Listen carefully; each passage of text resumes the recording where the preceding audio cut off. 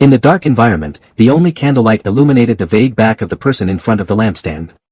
From the shadow, it was a small child, flipping through an old, heavy book under the weak candlelight. The unknown leather book cover and the black smoke that occasionally floated out of the pages all showed the ominous nature of the book. At this moment, a short, bald-headed elf with a thick nose like a pig's nose and two big ears like bats with a lot of white hair inside appeared in this dim room. Third Master, the lady's funeral has been completed. Do you have anything else to tell, creature? The elf said to the boy's back in a hoarse, low voice like a bullfrog. When the boy heard creature's words, the movement of turning the book in his hand paused. After a moment of silence, he turned and looked at creature. At this time, through the moonlight outside the window, the boy's face that was hidden in the dark before was revealed. Under the medium-length black hair was a very handsome face. The dark gray eyes and the light revealed in them made him exude a British gentleman's atmosphere from the inside out. The boy's slightly immature face was pale without blood, and the purple marks around his eyes showed his fatigue. The boy looked at creature, sighed and asked. It's all done, right? So, what are the reactions of other families to my inheritance of the Black family's legacy? Creature nodded and responded to the boy's question. It's all done, and the family's property has been transferred to your name, the third young master. At the funeral, Miss Narcissa was very sad, but Miss Bellacrites was very excited. She expressed dissatisfaction with your absence. Except for the rich family showing some ambitions for your assets, the other families did not react. The boy nodded and jumped off the chair. Yes, he jumped off. It turned out that the boy shouldn't say that the reason why this child looks like a teenager is because he is sitting on a chair, and the shadow cast by the candlelight is a little tall. Now looking at the boy's height and physique, he is only about 3 or 4 years old. The boy looked at creature and asked. So, what about the Selwyn family? Who are they coming from? Creature said. It was Mr. Elrond who was good friends with the third young master. Before he left, he asked creature to express his condolences to the young master on his behalf. The child understood and stopped talking about this topic. Okay, let's not talk about this anymore. Take me to my room. Creature picked up the child and walked out of the study, and walked up the stairs. The house they were in at this time was a 5-story mansion. This is where the child's family, the Black family, has lived for generations, number 12 Grimmauld Place. If you look at this house from the outside, you will find that it is very old, and the door is covered with scratches and painted black. The only thing worth mentioning may be the silver door handle in the shape of a coiled snake. There is no keyhole on the door, nor a mailbox. As a pureblood wizard family, the Black family does not need these things. Magic is needed to open and close the door, and letters are naturally delivered by creatures such as owls and pigeons. Inside the house, there is a basement where the kitchen is located. A room surrounded by rough stone walls and only a fireplace in the distance. Of course, the basement is not just a kitchen, there is also a storage room that can accommodate 2 people, and a small dining room. Upstairs from the basement, which is the first floor where the entrance to the mansion is located, there is a long corridor in sight.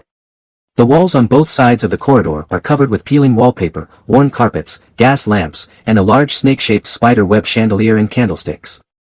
On the wall are some portraits that have turned black due to age. Those are portraits of the ancestors of the Black family. Most of the decorations in the porch are snake patterns, but there is also an umbrella stand made of troll legs, which are the symbols of ancient pureblood families. Going up the stairs, you will reach the second floor of the mansion. The wall next to the stairs is covered with the heads of the house elves who once served the Black family for their entire lives. All the house elves, including creature today, are proud to have their heads placed on this wall after death. The living room of the mansion is on this floor. Of course, there are also several bedrooms and a bathroom. The living room is completely different from other places. It is very luxurious and exquisite. There is a large window overlooking the street in front of the house. There are 2 gorgeous glass cabinets on both sides of the large fireplace on the wall. The most important thing is that another wall is covered with a Black family tree-shaped family tree tapestry. There are all the portraits and names of the members of the Black family on it. However, some of the portraits have been burned. They are members whose names have been removed from the family. Then there is the 3rd floor. There are only 2 rooms on this floor. One is the child's bedroom. The bedroom has a very high ceiling, a bed, a wardrobe, and a blank portrait. This portrait belongs to an ancestor of the Black family, who was once the headmaster of Hogwarts School of Witchcraft and Wizardry, and has the same name as the child, Phineas Nigellus Black. Phineas for short. And the child is called Phineas Walburga Black Jr. The layout of the 4th floor is exactly the same as that of the 3rd floor, but the 5th floor is a little different because it is the top floor. There are 3 rooms on this floor, which are the rooms of Finney's eldest brother Sirius Black, the second brother Regulus Black, and his mother, Mrs. Walburga Black. However, they are all gone now. No matter where you look at it, from which angle, you can see that this so-called mansion has been in disrepair for many years and is very dilapidated. The culprit who caused this mansion to become dilapidated and has not been repaired for many years is Walburga Black, the mother of this child, who just held a funeral today. Because in her later years, she was like a madman, madly supporting the Dark Lord who fell not long ago. And these things will take a long time to talk about in detail, so I will tell them slowly when I have the opportunity in the future. The sight returned to Finney, who was carried back to the room by Creature. After Creature put Finney on the ground, he said, "Third Master, according to the wife's last wish, you will go to Sculler to study in a few days." Finney couldn't help curling his lips when he heard this. Sculler is a very special school in the wizarding world. It only belongs to pureblood families, and it is a special pureblood family. Only qualified people can enter this school. Only descendants of ancient and noble pureblood families like Black, Selwyn, and Richie, who have completed the magic riot before their 7th birthday, can enter here. It is a school completely different from other magic schools. It is more like a military school, a high-level training institution. The people who teach the little wizards there are all great wizards who are extremely knowledgeable in the manipulation of magic power, or they are potion masters, alchemy masters. For example, Dumbledore, the famous white wizard in the wizarding world, is a great wizard, and his friend Nico Flamel is a master alchemist. Although the teaching staff is very strong, there are still many people who are not willing to go there. Because the teaching there is very barbaric. They will let students adapt to the Imperius Curse and Cruciatus Curse in advance, and except for killing classmates, everything else is not prohibited. In other words, there is a place for the fittest. A place to survive. Sculler. No. Finney shook his head when he heard the name and said. Creature was a little embarrassed. But, ma'am. Finney interrupted. Creature, remember, I am your master now.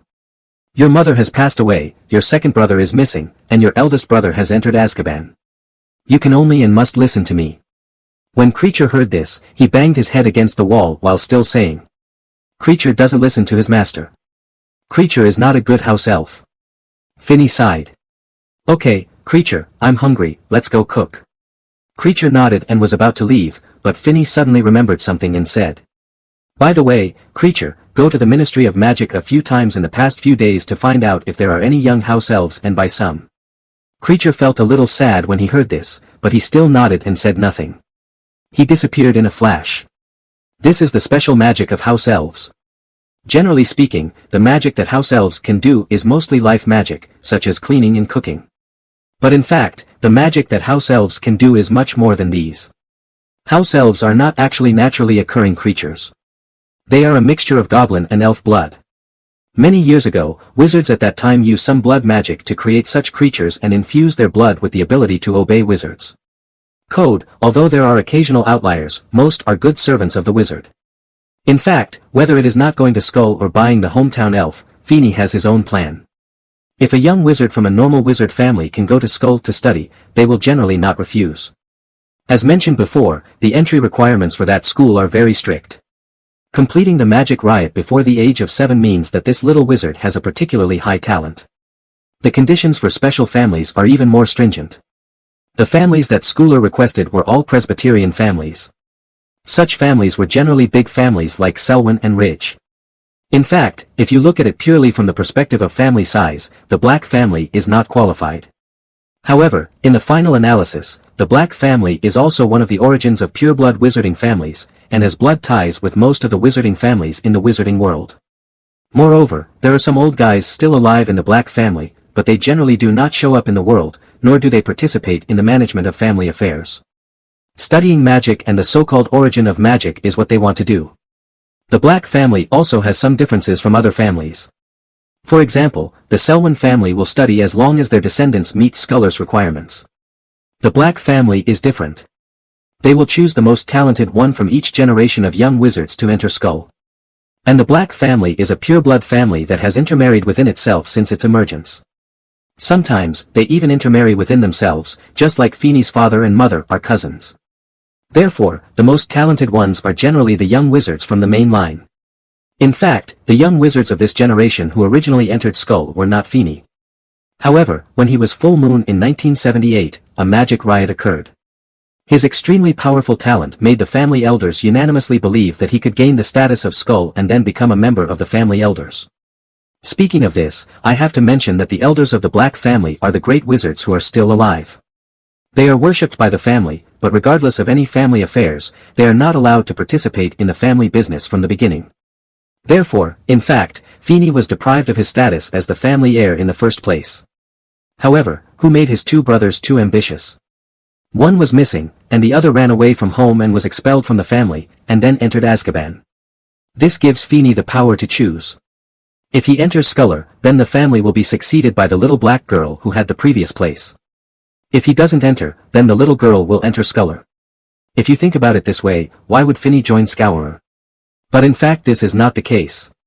This stems from a secret that Feeney has carried since birth. He's not really young Phineas Walburga Black. In other words, he is the real little Phineas Walburga Black, but he is not pure.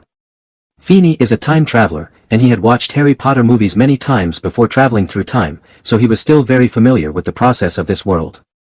Joining an unfamiliar Sculler would be better than joining a familiar Hogwarts. This is just one reason. The other reason is the system cheat that time travelers love to see. Feeney also has a system, which appeared when his magic power rioted. However, this system is currently in a closed beta state and has not been activated. The condition for activation is to receive the Hogwarts admission notice. This is the main reason why Feeney made this choice. This system called the Strongest Wizard now only opens one permission to Feeney, and that is the permission for daily tasks. Completing tasks can earn you magic points or gems.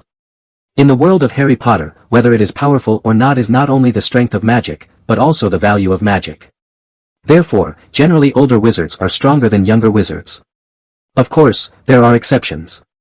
For example, today's Feeney's magic value is almost the same as that of a 3rd or 4th grade wizard. These are all obtained by completing tasks in the past 2 years. As for gems, they are the currency within the system.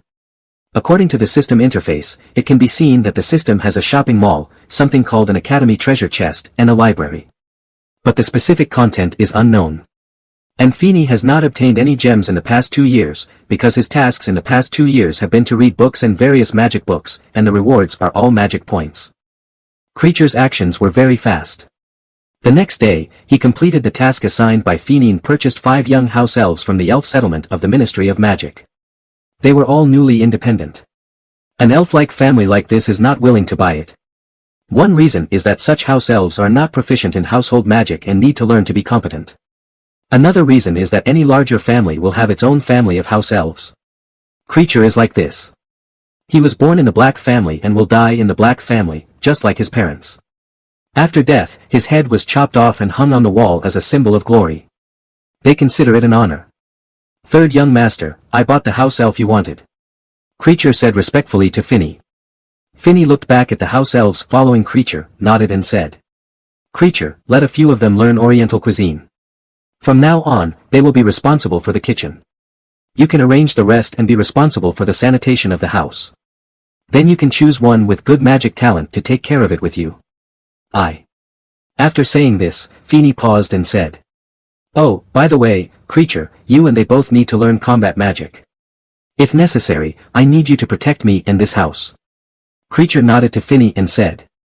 Kreacher understands. Feeney nodded with satisfaction, looked at Kreacher who was only wearing a dirty rag, and said. Go and choose some clothes for yourself. It's not good to wear this with me. It will lose my face. Of course, these are not clothes for you.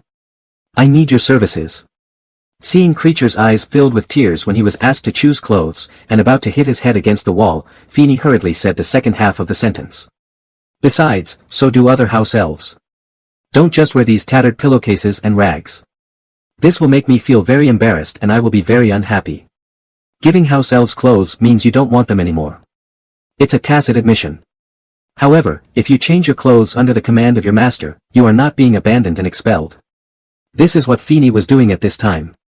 As a time traveler with some past life memories, Feeney could enjoy the services of house elves, but he couldn't really treat them as slaves.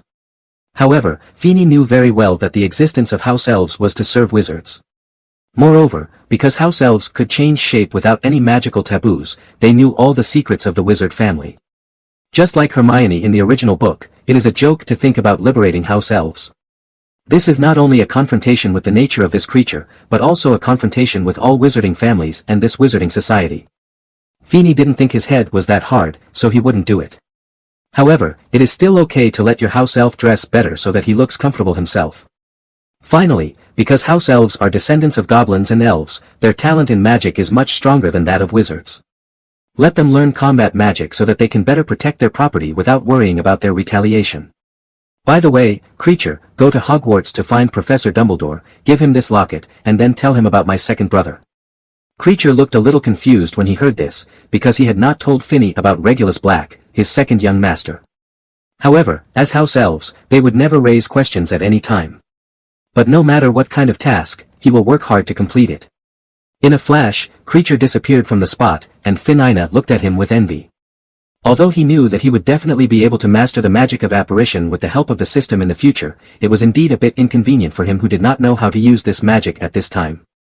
According to the previous family's thinking, if Feeney enters that school, forget it. If he chooses not to go, then he will go to live with a relative. After all, he is only a 3-year-old child at this time. He moved very quickly, and at this time he was almost the same as a 5-year-old child, but after all, his age was there. However, Feeney himself did not want to do this. Being familiar with the original work, of course he knew who the relatives of the Black family were at this time. Bellatrix Lestrange, his eldest cousin, a Death Eater obsessed with Voldemort, will soon do something stupid to attack the Ballantyne family, and send herself and her husband to the Albanian. Zikabon. Andromeda Tonks, his second cousin, had the best relationship with his eldest brother. Despite the opposition of the family, she married Ted Tonks, a Muggle-born wizard, and was expelled from the family. The family would not allow it. He went to stay at her house. Narcissa Malfoy, his youngest cousin, married Lucius Malfoy. Although she was also a member of the Death Eaters, she was not punished even though she spent a lot of gold galleons. However, the Malfoys are Voldemort's people after all, which is completely inconsistent with Finney's plans for his future, so living here alone has become a necessity. This is why he asked Creature to find Dumbledore. Almost half an hour later, Dumbledore and Creature arrived at number 12 Grimmauld Place together. "Hello, little Mr. Phineas Black, this house elf gave me the locket and said he was following your instructions. So, I assume you know what it is?" Feeney nodded and waved to Creature. "You can go down first. Oh, by the way, prepare 2 cups of honey water and some cockroach piles. Our principal likes this kind of candy very much." Creature followed Finney's instructions and disappeared. Soon he brought honey water and a pile of cockroaches, and then left again. Dumbledore looked at the pile of honey water and cockroaches in front of him, looked at Finney with deep eyes, and said with deep meaning, "It seems that you know a lot, little Mr. Phineas." Feeney shrugged and said, "As the only heir of the Black family, it's not surprising that I know these things. After all, how rich the Pureblood family is. I believe that you, Mr. Principal, who is from the Dumbledore family, also know something about it." Dumbledore nodded and said, "Well, let's get to the point, so you know what that pendant is, right?" Feeney nodded. "I know, it's just what you thought of, Principal, a stupid, wrong magic." Dumbledore looked at Finney and asked, "You say this is a stupid magic?" Feeney nodded. "I don't believe that you, the principal, have 100 years of experience and don't know that this magic was originally created to cut the soul to save life when a soul curse is planted. That person has taken the wrong path. Horcruxes can indeed, it guarantees that his soul will be immortal, but if you want to achieve immortality through this, it is a joke. The consequence of the soul being cut is emotional instability, and almost all magic that requires positive emotions cannot be used." Dumbledore sighed. "Yes, he took the wrong path, but now I'm not sure how far he went on this wrong path. Well, let's not talk about it anymore. I think since you have mentioned the matter of Regulus Black, you told me and gave me this pendant, so what do you want?" Feeney nodded. "Of course there are some things that need your help, Principal. I want you to help me cast a loyalty spell on this house to hide his unknown." Dumbledore frowned, looked at Finney deeply, and after a moment, nodded and said, "Okay, then, where is the secret keeper?"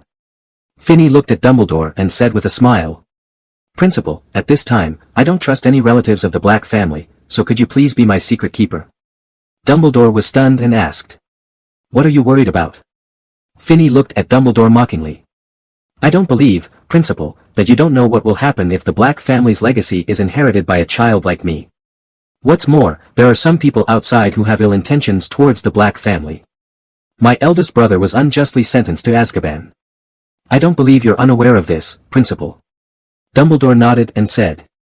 Yeah, it's unbelievable that Sirius betrayed James. They turned out to be so good, they can wear a pair of pants, as if they were brothers. Feeney nodded and said. Yes, at that time, the Black family supported that person even if they did not join the Death Eaters. However, brother, he still chose to join your Order of the Phoenix. I don't believe that such a person would choose to betray you at the end.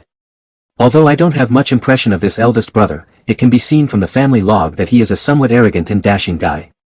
It is unlikely that such a person will become Potter's secret keeper step by step. Dumbledore's eyes lit up. Yes, if he is not the secret keeper, then there will be someone else who betrayed him. Okay, let's not talk about this anymore. Now let me help you cast the loyalty spell. Oh, by the way, the secret keeper can actually be your own, after all, you said it, and now you don't believe anyone. Finney was stunned. He had forgotten this. Okay, but, Principal, I still believe in you. If the greatest white wizard at that time can't believe it anymore, then you really need to despair of this world.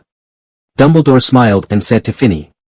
Now, I'm looking forward to the day when you join Hogwarts. However, you should be the secret keeper yourself. After all, I have too many secrets to protect, don't I? As he said that, he winked at Finney. Finney nodded, bowed to Dumbledore and said. Then please leave it to the Principal. The Red Loyalty Curse is an extremely complex spell that uses magic to hide someone's secrets in the soul of a living person forever. To perform such a magic requires a huge amount of magic and rich experience. After all, it is casting a spell on the soul. Any accident that happens is no longer an accident. However, fortunately, Dumbledore used this magic more than once and successfully hid the house. From the moment he entered, unless Feeney took the initiative to inform him and leaked the location of the house, there would be no trace of the house. People can be found here, including owls. As soon as the magic was completed, Feeney told Dumbledore the location of the house. After all, he would still need to accept the Hogwarts admission notice in the future, but he might have to trouble Dumbledore himself. Sent it away. Now that the matter is over, I will leave first. Well, by the way, although I am very busy, if a young wizard writes to me and asks me for some magic knowledge, I still have time. Dumbledore blinked at Finney and left here. Feeney understood the meaning of his last words. It's not that Dumbledore wanted to teach Finney because he saw how talented he was, but he was telling him not to read those magic books by himself. If you have any questions, you can ask him. Dumbledore was trying to prevent a second Voldemort. Feeney shook his head disdainfully and said to the air beside him. Creature. Creature heard the sound and appeared next to him. Send me to Ollivander's wand shop in Diagon Alley. Well, let's go to Gringotts first. Upon hearing this, Creature snapped his fingers and led Finney to Diagon Alley. Diagon Alley is the largest wizarding commercial street in the UK.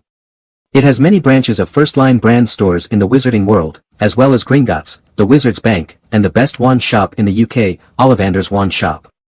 Feeney's current goal is Gringotts and Ollivander's Wand Shop. The architecture of Gringotts is very obvious, such as the tall white building at the interface of Diagon Alley and Nocturne Alley. It is known as the second safest place in the world after Hogwarts. Gringotts is run by a group of goblins, and these goblins stipulate that they can only lead them to the mine car that rotates underground to reach the vault, and only goblins can open the vault and take out the stored property.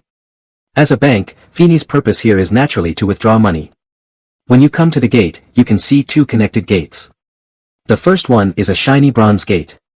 There are goblin guards wearing scarlet and gold uniforms standing at the gate. The second door is a silver door with words like this engraved on the side of the door. Come in, stranger, but beware. What will be the consequences of being greedy? Asking blindly and getting something for nothing will be punished the most severely. So if you want to take it from our underground vault, a wealth that never belonged to you, thief, you have been warned. Be careful not to attract treasure, but evil retribution. Walking through this door means you have officially entered the interior of Gringotts. Inside is a spacious marble hall, where about 100 goblins sit behind a long counter and make notes in a large ledger. Finney walked in and found a goblin and said, Hello, I need to get something from the Black family's vault. The goblin looked at Feeney carefully and asked after a moment. Do you have the key, sir? Feeney took out a key from his pocket and handed it to the goblin and said. Of course, here. The goblin took the key, looked at it carefully, nodded and said, "Very well, please follow me." After saying that, he took both Finny and Creature into a door next to the hall. When he opened the door, he saw a narrow stone passage illuminated by burning torches. This is Finny's first time coming to Gringotts. After all, his age puts him there. The passage in front of him extended downward very steeply, and there was a long track on the ground. Under the control of the goblin, they got into a very simple car. The car followed the track through this bottomless passage, and then came to a huge underground cave. On the wall of this cave, there were many gates. However, they are not the target of Finny and his team. Their destination is the lowest level of the underground vault. The 28 holy families in the wizarding world all have their own family treasury at the bottom of this underground cave. This was set up when Gringotts was established. Many families even have shares in Gringotts. After a while, the car stopped in front of a gate. This gate was made of an unknown metal material. It was very tall and hard. Even powerful magic could not open it. Of course, the goblin the magic is okay, after all, they built this place. On the top of the gate is carved a huge portrait, a shield decorated with a mountain symbol, 2 5-pointed stars and a short sword. On both sides of the shield are 2 leaping greyhounds, which is the emblem of the Black family. The goblin turned back to Finny and said, "Sir, please give me the key." After hearing this, Finny handed over the key, and then watched the goblin open the door with some complicated operations. Inside the gate is a huge underground vault. Many gold galleons were discarded in piles in the center of the treasury. The reason why it is said to be discarded is because compared with other things around, these gold galleons were indeed placed less solemnly. Finny did not go directly to get the gold galleons, but walked to a corner of the underground vault.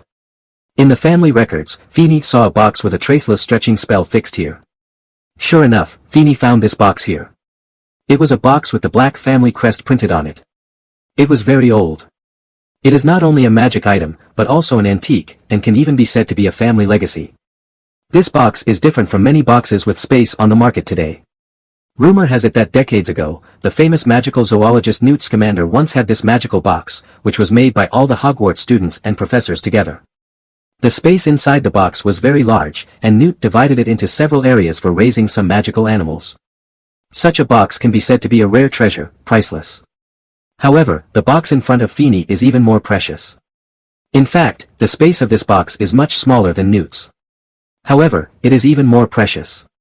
There is a generally accepted common sense in the magic world that is put on the surface, that is, items that have been casted with the traceless stretch curse, because of the space magic fixed on them. It cannot be placed into other space items. For example, if you put a wallet that has been casted with the invisible stretching spell into a box that is also cast with this spell, both the wallet and the box will be destroyed, and all the contents will fall out. Even some poorly made items cannot be used with other magics, otherwise they will become unstable. This is one of the reasons why the Ministry of Magic does not allow the private manufacture of such items. The most precious thing about the box in front of Finny is that it can be placed among other space items, and it will not be destroyed, nor will it damage the item. It can also be cast with some spells. For example, if Finny wants to, he can cast a shrinking spell on him and put it in his pocket. Moreover, this box also has extremely strict confidentiality magic. Only people from the Black family, or people recognized by the Black family, can use it. Once it has an owner, even members of the Black family cannot open its real space without the owner's consent. Okay, Creature, go get some galleons, we're leaving. Finny handed the box to Creech and casually ordered how many galleons to take. Finny really had no idea and didn't care at all. The Black family is very rich. To say they are the richest people in the wizarding world is a bit excessive, but the top few are still more than enough.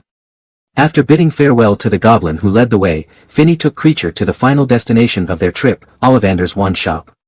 In fact, the appearance of Ollivander's wand shop is completely inconsistent with its reputation. It is a very small and shabby shop. Peeling gold letters on the door read, Ollivander's, crafting fine wands since 382 BC. In the shop window, a solitary magic wand was placed on a faded purple cushion. The shop was small, with nothing but a bench in the corner. When I pushed open the door, a ring rang from somewhere, which was very piercing. What caught my eye was thousands of long and narrow paper boxes containing magic wands piled from floor to ceiling, with a thin layer of dust everywhere. Ah, hello, a young wizard, what can I do for you? A gentle voice came from behind the counter. Finny looked over and saw a white-haired old man with pale but bright eyes standing there, saying to him, "Oh, please forgive me for not noticing this house elf. So, you are Mr. Phineas Black. I guess you need a wand. Finney nodded and said nothing.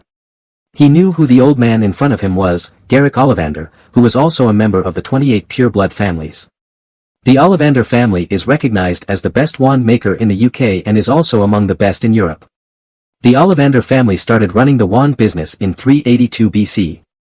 Although there are other wand makers in the UK, most British people still buy wands from Ollivander, including almost all the freshmen who are about to enter Hogwarts School of Witchcraft and Wizardry. Moreover, there is a special thing about the Ollivanders, that is, they remember every wand sold and their owner.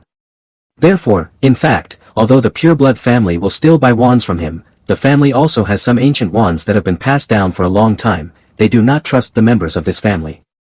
/U0026 quote, yes, I need a wand, /U0026 quote. Ollivander's eyes lit up and he said. Oh, yes, all the little wizards who come here need a wand. According to the regulations of the Ministry of Magic, I cannot sell wands to little wizards who have not received the admission notice. However, I think, selling a wand it's okay to give it to the head of the Black family. So, young Mr. Black, which hand is your dominant hand? Feeney raised his right hand and said. Right hand, sir. Also, you may call me Little Phineas. There is no need to call me Mr. Black. Ollivander nodded and said. Okay, let me think about it. The Black family usually has wands with dragon core string cores.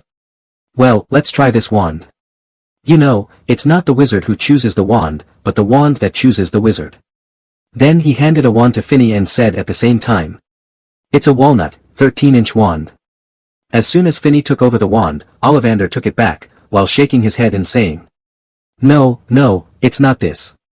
It's a little closer, a little closer. Then try this, blackthorn wood, dragon core string core, 14.5-inch wand. Feeney took it. This time, Ollivander didn't snatch it back.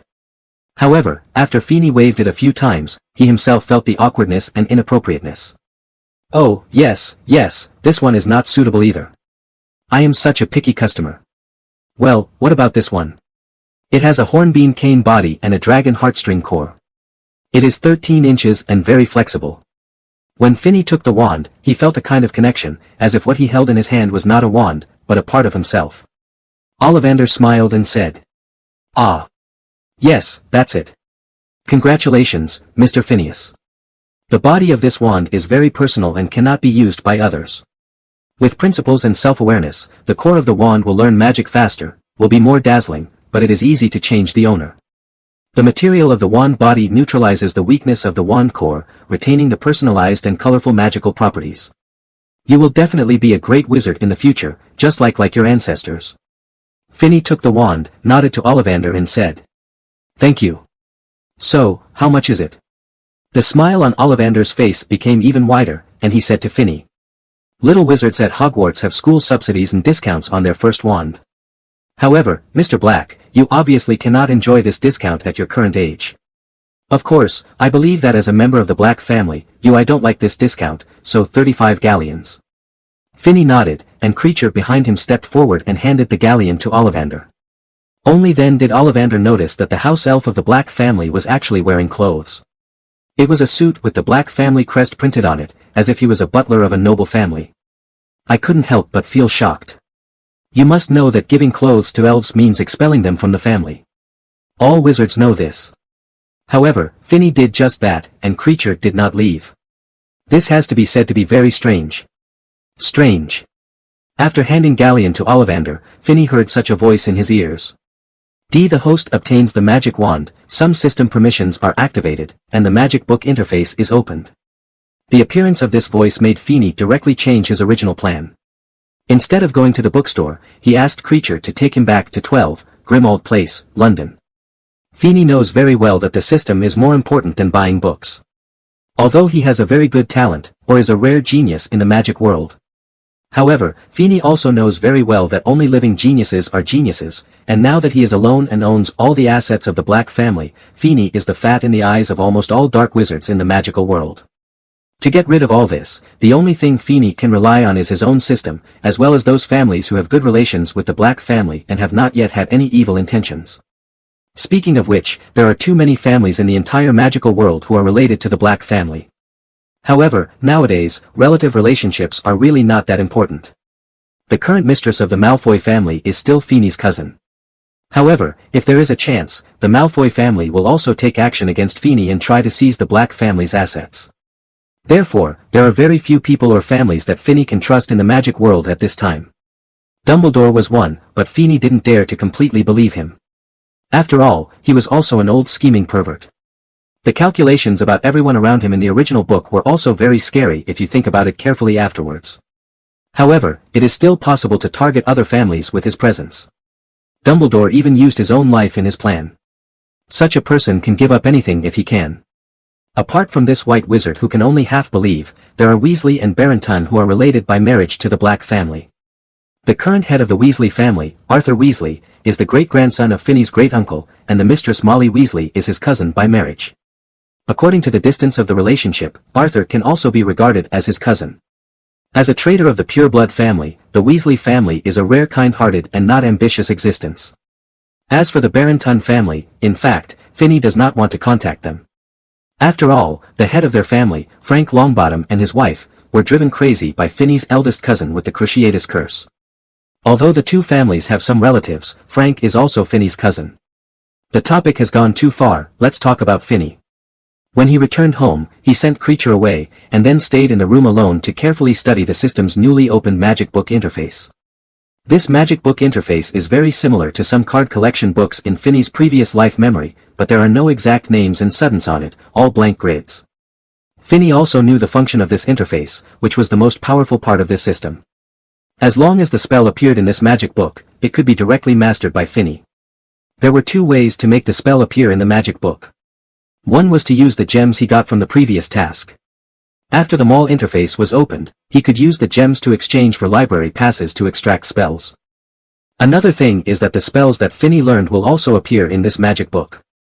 The spells are in the magic book, and Finney can increase his proficiency through practice. When his proficiency reaches a certain level, he can turn on silent spells or even wandless casting. Of course, this is not the only way to increase proficiency, otherwise it would not be the most powerful part of this system. The spells drawn from the library pass may be repeated. Repeated spells will increase proficiency, and the amount added will be much more than what Finney would have gained through his own practice. The most important point is that if the proficiency of a spell reaches a level that allows Finney to cast spells silently and without a wand, then this spell will no longer appear in subsequent spell extractions. The appearance of this interface made Finney change a lot of his original plan. Originally, he planned to learn as much magic as possible before he entered school, because he was not sure about the specific function of the system. However, now, Finney thinks that he can choose several commonly used magics to learn and practice more. With the help of the system, he believes that he can complete the silent and wandless casting of these magics when he enters school. Finney, who had thought things through and decided on a plan, decided to practice in seclusion. In fact, he just stopped going out easily. As I said before, no matter what kind of genius he is, no matter how noble his social status is, these will only work if he is alive. At this time, if he goes out at will, in this turbulent period, he is really asking for trouble. Of course, before the retreat, Finney also made some arrangements. The house has been placed under the fidelity charm by Dumbledore, and the secret keeper is still Finney himself. Unless he allows it, not even the owl can find the whereabouts of the house. However, he told Dumbledore the location of the house, so Dumbledore began to find it, and the reason for doing so was because he also needed an admission letter to Hogwarts. In addition, he also asked Kreacher to buy an owl in Diagon Alley, specifically for ordering the Daily Prophet. It allows him to understand current events in the wizarding world. Kreacher is also responsible for the daily procurement of supplies. Just like that, 9 years passed in a flash. It was the age when Finney was 11 years old and about to enter school. Long time no see, Professor Dumbledore. Looking at Dumbledore appearing in front of him, Finney had a black line on his face and secretly wondered if he was going to install some defensive and forbidden magic in this house that would not allow him to disapparate. After all, the old man in front of him has suddenly appeared in front of him several times. Dumbledore obviously saw that Finney was unhappy. After all, he would not be very happy every time he came over. However, Dumbledore didn't care because he knew that Finney was just unhappy that he suddenly appeared here. As long as you give you a small benefit, the child will be very happy. Well, long time no see, Finney, here is your acceptance letter. With that said, Dumbledore took out a letter from the inside of his magic robe and handed it to Finney. Although Feeney had been sure that he would go to Hogwarts for a long time, he was still a little excited when he actually saw this letter. After all, he had some experience with this series of stories in his previous life. Fantasy. I imagined that in the summer when I was 11 years old, an owl would land at my window, holding such a yellow-colored admission notice with the Hogwarts emblem on the seal. Taking a deep breath to calm down his excitement, Feeney reached out and took the letter. As expected, the letter had the capital H and a fire paint badge composed of 4 creatures: lion, eagle, badger, and snake. Without delay, he opened the letter and revealed its contents. Hogwarts School of Witchcraft and Wizardry. Headmaster, Albus Dumbledore. President of the International Federation of Wizards, First Class of the Order of Merlin, Archmage, and Chief Magician of the Wizengamot. Dear Mr. Black. We are pleased to inform you that you have been admitted to Hogwarts School of Witchcraft and Wizardry. Attached is a list of required books and equipment. The semester is scheduled to begin on September 1st. We will be waiting for your owl to bring your reply before July 31st. Vice Principal, Female. Sincerely, Minerva McGonagall. Hogwarts School of Witchcraft and Wizardry. Uniform. First-year students need 3 sets of plain work robes, black.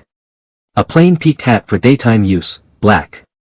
A pair of protective gloves, made of fire dragon leather or similar material. A winter cloak, black, silver buckle.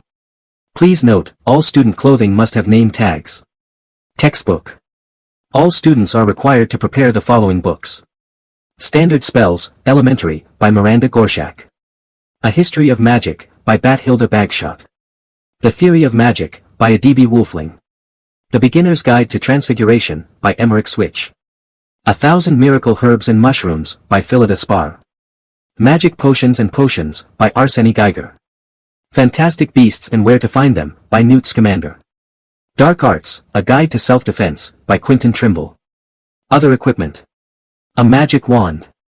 A Crucible, made of pewter, standard size number 2. Set of glass or crystal vials. A Telescope. A Brass Balance. Students may bring an owl or a cat or a toad. We would like to specifically draw the attention of parents. Freshmen are not allowed to bring their own broomsticks. The format and content of the letter are the same as the original work. Of course, maybe it's because Dumbledore personally sent this letter, or maybe it's because Feeney hid number 12 Grimmauld Place, London, under the Fidelity Charm, and was responsible for it. Professor McGonagall who wrote the letter cannot be found here.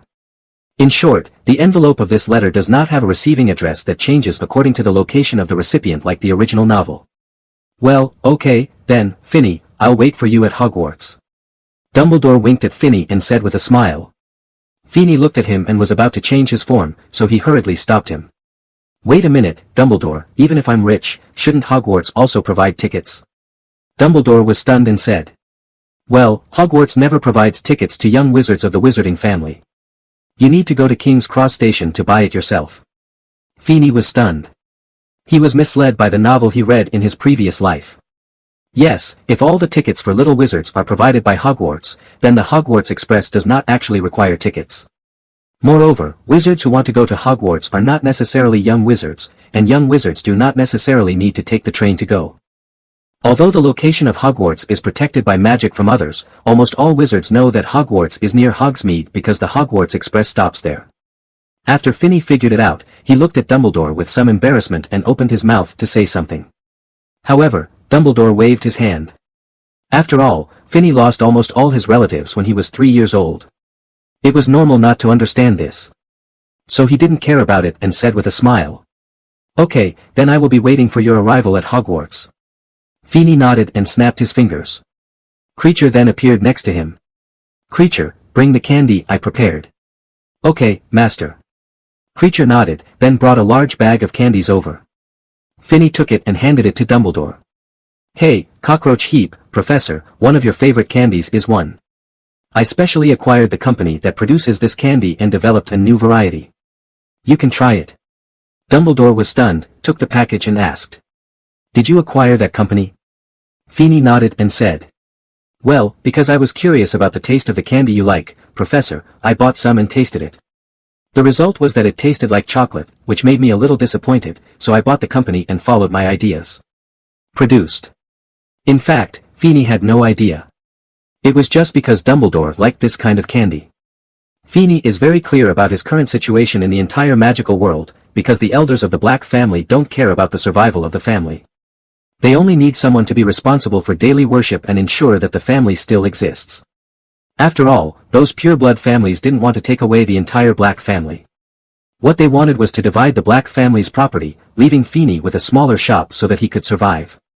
In particular, those who have had thoughts about the Black family in recent years include the Rich family, a Presbyterian family. Even if Feeney hid himself in this house, don't forget that the Black family's properties cannot be hidden. They have all been attacked to varying degrees. That is to say, the Black family's wealth is rich, so they can survive. Come down.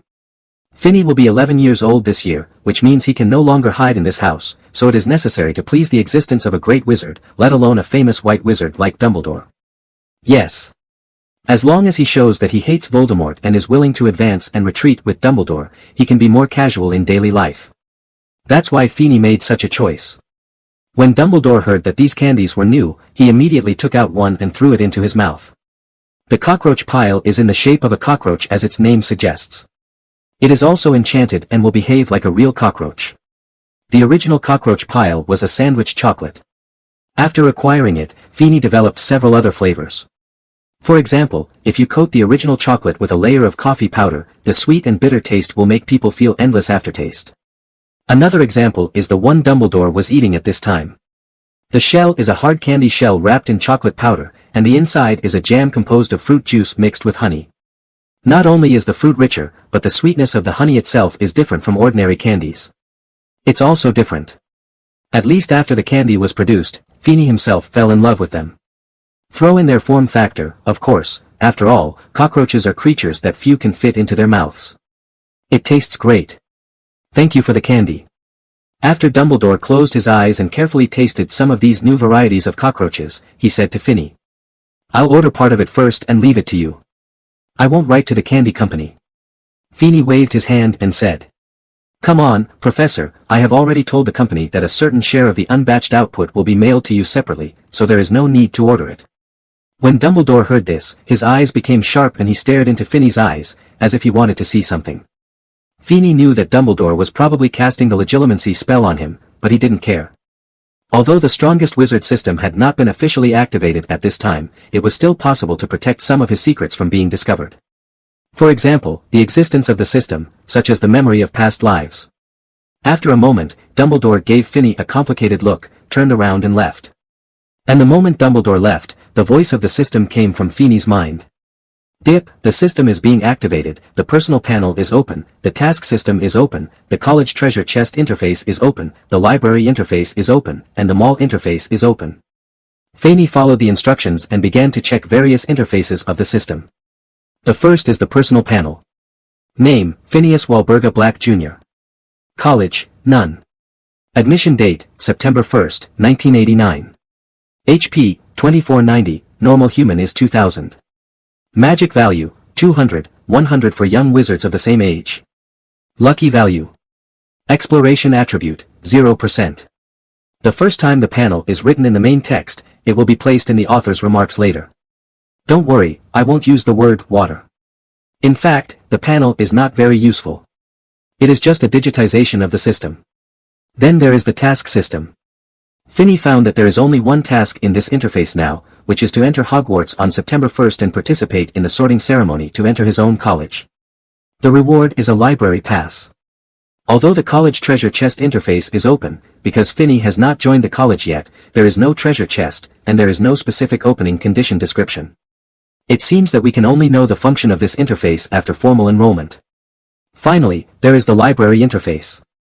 In Feeney's opinion, this is the most important and core part of the entire system, because it cooperates with the magic book interface. The library pass is here to extract magic.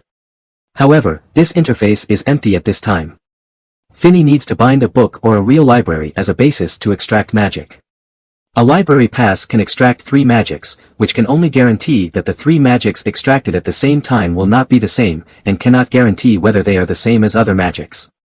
In simple terms, if both passes are used, it is very likely that 3 magics will be drawn, each magic twice, or 6 completely different magics. Both the bound magic book and the bound library need to really exist, and there is only one binding opportunity, at least for now. The last thing is the mall interface. The common currency here is still gems, but everything is very expensive. Even the cheapest Hogwarts Marauders map requires thousands of gems. However, this interface is also very rich in things. As long as the magical items that exist in the Harry Potter world can be purchased here, it is just that the easier it is to obtain the items in reality, the more expensive they are. For example, the Magic Stone requires 5, the price is 100,000 gems, and the Deathly Hallows is worth hundreds of millions of gems. In addition to magic items, you can also buy cubs of magical animals here. Of course, they are not cheap. The common Bowtruckles are the same price as the Marauders map. In Feeney's view, it is better to obtain many things in reality than to buy them in the mall. After all, gems can also be used to exchange for passes, and passes represent the progress of magic level. However, this does not mean that this mall interface is useless, because not only magic items and magical animals are sold here, but magic is also sold here. The price of a designated spell here is 10,000 gems. According to 160, the price of a pass of 10 gems is roughly the price of drawing magic 62 times. However, exchanging 62 draws for a designated rare magic is still useful to some extent. Moreover, the magic that can be purchased is not only from this world, but also the magic from other magical worlds can be purchased in this mall. In other words, as long as there are enough Feeney gems, he can rely on these magics to become the most powerful wizard. This is also consistent with the name of this system, the strongest wizard system. After checking the system, Feeney felt much better. At least his hopes for the future were clearer. Ever since he knew that he was the third son of the Black family, he had been in a state of nervousness. Even though he had tried his best to increase his strength in the past 9 years, the fear in his heart still existed. The fear of Voldemort, who will definitely come back in the future, the fear of those pureblood families who kill without showing blood and eat people without spitting out the bones. Fortunately, at this time, he saw hope. Whether it was the mission system or the Academy treasure box, he would be his main goal next. Of course, the ultimate goal was to become the so-called strongest, at least to be able to protect himself. Creature. Master. Following Finney's call out of thin air, Creature appeared directly beside him. Go to Diagon Alley and buy the things I need. Well, by the way, send me to the magical creatures shop first. I need a pet, and I don't think an owl is enough. Okay, Master. After Finney finished his task, Creature took Finney to the magical creatures shop on the south side of Diagon Alley. Unlike the Isla Owl shop located opposite it, the owl shop sells owls and related utensils and food, while the magical creatures shop sells many creatures. In addition to common owls, cats, and toads, it also sells things like velvet, fire, etc. Magical creatures like crabs and shape-shifting rabbits. Of course, ordinary creatures such as ravens are also sold here, and occasionally magical creatures such as the sniffer and the bowtruckle appear here. However, they sell very quickly and are almost sold out as soon as they are put on the shelves. The two stores are also different in terms of environment. The owl store looks much darker due to the habits of owls. The magical creatures shop will be much brighter, but because there are too many animals here, it will seem a bit crowded. The walls are covered with various cages. Oh, welcome, little Mr. Phineas Black. When the female clerk at the Fantastic Beasts shop saw Finney being delivered here with Creature carrying the Black family crest, she immediately revealed Finney's identity. Although Phineas has not traveled much in the magical world in recent years, little Phineas Black is the only one in the magical world who can use the Black family crest openly. Hello, I need a pet. Do you have any good recommendations? Finney wasn't surprised that the female clerk could recognize him. If he didn't want to be recognized, he wouldn't have let Creature bring the box with him. The female clerk looked at Finney, hesitated and said, Well, Master Black, if I'm not wrong, you should be old enough to go to Hogwarts. The only pets allowed to first-year students at Hogwarts are owls, cats, and toads. Personally, I don't recommend toads. After all, they are outdated, and if you are not a special potion master, you will not choose them. Finney nodded. Compared with the other two pets, wizards believe that toads have a good detoxification effect. Moreover, many things in toads, including their toxins, are good potion materials. Therefore, now there are only potion masters and their family members choose toads as pets. The female clerk continued. As for owls, Master Black, your family will not be short of them. So, if you really want a pet to take to Hogwarts, I suggest you choose a cat, or some kinder magical ones. Animals, such as Pooh Roam, many little girls like this kind of creature, or that Shio. It was just delivered this morning, and it is very lively. Finney shook his head, looked around, and said. Let me see for myself. Hearing this, the female clerk nodded, stepped back a few steps, gave Feeny some space, and at the same time closed the store door and said, "You can choose slowly and no one else will bother you." Feeny didn't care, he nodded casually and began to carefully observe the animals in the store. He also saw the sniff that the female clerk mentioned before. It was the last sniff in the store at this time. The black hair covering the whole body was just the right length, and there were no symptoms on the hair. The snout was also very straight. If there is any problem, it is that the Shio-Shio's forehead has the only variegated color, a strand of white hair there, which makes the Shio-Shio look a little weird. However, this weird thing caught Finny's attention. Of course, he had no intention of buying the Niffler. Sniffs are cute and gentle creatures, but they are particularly interested in shiny objects. They will destroy everything around them in search of shiny objects, so they are not suitable for keeping at home. However, there are good advantages to raising a Niffler. They are very good at finding treasures, and they are also very sensitive to light in some dim environments. Feeny raised his hand and called the female clerk. "Master Black, what are your orders? Is this the sniff in the photo?" The female clerk came over and asked respectfully. Feeny shook his head, pointed at the sniff and said, "I remember Shio-Shio can give birth to 6 to 8 cubs in one litter, right?" The female clerk nodded. "Yes, a typical litter of Shio-Shio cubs is about 6 to 8. Feeny nodded and said, "Well, I bought this Niffler, but I don't plan to take it away. I want you to help me raise it until it gives birth to offspring. I only need one of its offspring, and the rest including this one will be mine. It belongs to you, of course. My requirement is that I will be here during the birth process, and I will take the cubs away when they are born." The female clerk's eyes lit up and she asked, "Master Black, are you planning to raise a Niffler yourself?" "That's possible, but the cost of training this Niffler is..." Feeny nodded. "I will pay you, but I require that the Shio-Shio that will be bred to it must be excellent. It would be better if it has some characteristics." The female clerk nodded excitedly and said, "Don't worry about this, we will contact Mr. Newt to breed him." Yes, the Fantastic Beasts store is owned by Newt Scamander, the author of Fantastic Beasts and Where to Find Them. Feeny's request will not only bring more customers to the store, but Feeny also promises to bear all the costs and expenses during this period, so for the store, it is a good deal without any cost. "Master, do you want to buy any other pets?" The female clerk happily took down the sniffer from the wall. The one that had been sold was naturally not suitable to be hung there. At the same time, she asked Feeny. Feeny nodded and said matter-of-factly, "Of course, I haven't chosen the pet I want to take to Hogwarts yet." As soon as he finished speaking, Feeny's eyes met a pair of very strange eyes. Of that pair of eyes, one was dazzling yellow and the other was truly wonderful blue. The moment he saw these eyes, Feeny felt a special interest. He looked at the animal in front of him carefully. It was a cat with crystal clear blue eyes, its yellow eyes were golden and clear. Except for a bit of white on the forehead, and a bit of white on the 4 feet and the tip of the tail, the rest is pitch black, with a big head, round eyes, pointed ears, long legs, a round waist and a thick tail. It looks like a little black lion.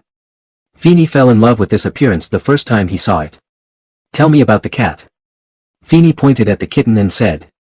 The female clerk saw Feeny's actions and immediately introduced. "This is a Lynchine lion cat. It is a very rare breed of cat from the East, and it is a rare existence among this kind of cats. It is said to be called whipping hydrangea. The Mandarin duck-eyed lion cat is a very rare existence. This cat it is only 3 months old now, and it has the blood of some cats, so its lifespan will be longer than that of ordinary cats. Speaking of which, this kitten was just delivered today, otherwise it should have been sold long ago." Feeny nodded and walked over to hug the kitten. Who knew that this kitten was not old, but it was very dexterous. It escaped from Feeny's arms with just one jump. What a dexterity! Feeny sighed with emotion, and at the same time took out his wand to control the kitten jumping in the air, let it float in front of him, and stretched out his hands to hug it. "That's it, I like it very much. Together with the Niffler, how many galleons are there in total? Remember the expenses during the period when the Niffler gives birth to pups." When the female clerk heard this, her pretty face, which was originally full of smiles, even split into flowers. She hurriedly walked to the counter and started calculating. Feeny didn't pay attention to the female clerk's behavior of ignoring him, and looked at the kitten in his arms that was still struggling to jump out. The corners of his mouth were slightly raised and he said softly, "Little guy, stop making trouble, you will come home with me today." The kitten seemed to understand the meaning of Feeney's words, and stopped struggling. It looked at Feeney with its strange little eyes, blinking and blinking, making people feel like their heart melted. Meow meow. After a while, the kitten, which seemed to understand the current situation, meowed softly. Seeing that Feeney made no other movements, the kitten shrank its little head and put it in Feeney's arms. Meow. He called out softly again and narrowed his little eyes, as if he felt very comfortable. Seeing this, Feeney no longer held it with both hands, but stretched out one hand to scratch its chin. There isn't a lot of flesh on the kitten's chin, but it's still quite comfortable to be furry. The kitten seemed to feel comfortable being rubbed by Feeney's fingers, and raised its little head with a look of enjoyment. Meow. It called out softly and cutely again, and then stretched out its small tongue to lick the palm of Feeney's hand. Not to mention, it was quite comfortable. Just when Feeney was in a good mood playing with the cat, the female clerk came over, bowed to Feeney first, and said apologetically, "I'm very sorry, Master Black, my behavior just now has neglected you." Feeney shook his head and said nonchalantly, "It's okay. So, how many galleons are there?" The female clerk nodded and said, "This kitten is 82 galleons. The price of a sniffer plus the cost of production is about 300 to 400 galleons." Feeney nodded and said, "In that case, let's take care of my niffler for a total of 500 galleons. "Yes, sir." The female clerk took the gallon handed to him by Feeney and said respectfully, "We know that 1 galleons equals 17 sickles equals 493 gnats, and 1 gnat equals 1 penny, and 1 penny equals 100 pounds. In other words, 1 galleons is almost equal to 5 pounds or $10, which is equal to 45 yuan, while a Shandong lion cat whipping hydrangeas costs between 1,000 yuan and 2,000 yuan. In addition, there is no mottled color, mandarin duck eyes, and the blood of a magical creature. According to 3,000 yuan, there is no problem, so, roughly the same as 81 and a few galleons, here it is calculated as 82 galleons." Feeney walked out of the magical creature's store with the kitten in his arms. At this time, Creature was waiting at the door of the store. He had already bought all the items Feeney needed for school. "Creature, let's go back." Afterwards, Feeney returned home under the leadership of Creature. However, the kitten seemed to be phantoming for the first time and was a little confused and unsteady. Feeney's eyes were full of tenderness when he saw his unsteady posture and swaying back and forth. "Brat." Feeney reached out and touched the kitten's head. "You will be called Chocolate from now on." The arrival of Chocolate brought a lot of fun to Feeney. The little guy was obviously a little panicked and scared when he first arrived in a strange environment. However, after getting familiar with the house elves here, the little guy's naughty temper came out completely without any concealment. This mansion with 6 floors including the basement has completely become a paradise for the little guy without any restraint by Feeney. He would jump on top of cabinets or crawl under the table. I don't know if it's because the little guy has a different temperament from other cats, or because the environment here is too dark. The little guy is too lively, not as quiet or lazy as other cats. However, Feeney didn't care. The highest state of house elves is to prevent their masters from discovering their existence. Under the leadership of Creature, it is obvious that the young house elves have already achieved this step. Therefore, Feeney usually feels like he is alone in this house, but the arrival of the little guy also brought a lot of life to this house. Just like that, amidst the commotion caused by this little chocolate guy jumping around, the days passed day by day, and it came to August 31st. The next day, we were going to King's Cross Station to take the Hogwarts Express to Hogsmeade. In the end, Feeney chose to take the train to Hogwarts. Apart from the fact that Chocolate was not used to operating, more importantly, Feeney knew that he needed a companion, or a friend. He is not a scholar, nor does he have the character of a scholar. He cannot live alone and focuses on studying magic. The reason why he has been alone for 9 years also makes him yearn for friends even more. After all, Feeney is a young wizard from a pureblood family and needs to buy his own ticket. Therefore, he has to go to the station one day in advance, which is today. Under the leadership of Creature, he came to this large station in the center of London for the first time. The train to Hogwarts needs to get on at platform 9 3/4. Of course, this platform does not exist, or it no longer exists in the ordinary world. Naturally, the tickets required to go there are not sold at ticket offices in Muggle society. Feeney walked into a public toilet on the right side of King's Cross Station and opened the second cubicle near it. It was no different from the other cubicles. If I have to say something different, it would be that the button on the toilet tank here doesn't work well. However, this had nothing to do with Feeney. He took out his wand and pointed the tip of it at the small paper box fixed on the wall next to the toilet. A slight vibration came from under his feet. A hole appeared under the toilet in front of him. He put the toilet in and covered the hole with a board, forming a new flat ground. The wall in front of him cracked in the middle and moved to both sides, and a passage appeared in front of Feeney's eyes. After walking a few steps inside, there is a window that looks like a Muggle ticket office. "I need a ticket to Hogwarts," Feeney said. He didn't say which day's ticket he needed, because the Hogwarts Express only made 6 round trips a year unless there were special circumstances. Every year at 11 a.m. on September 1st, the Hogwarts Express departs on time. Departing from Platform 9 of King's Cross Station, students will be sent to Hogwarts School of Witchcraft and Wizardry. The train arrived at Hogsmeade Station in the early evening. During the Christmas or Easter holidays, some students will also choose to take this train back to King's Cross Station to spend the holidays home. Of course, some students will also choose to stay in school. At the end of the school year every June, the Hogwarts Express takes students back to London. Therefore, you only need to tell the staff in charge of ticket sales that you need a ticket for where you want to go. In fact, Muggle transportation like trains is rarely used in the wizarding world. There are only 2 trains in existence so far. One is to Hogwarts, with Platform 9 and 3/4, and the other is at Hogwarts. Station 7½, where you can go to wizard villages on the European continent, is also the most used bus. Of course, there are other hidden sites here, which are often only opened during special periods. After handing the staff a few nuts, he accepted the ticket to Hogwarts the next day. Because it was the train the next morning, Creature packed all the luggage that Feeney needed into the magic box tonight. Feeney, on the other hand, hugged the chocolate and fell asleep early with the longing and expectation for Hogwarts. The next morning, Feeney got up at a little after 5 o'clock.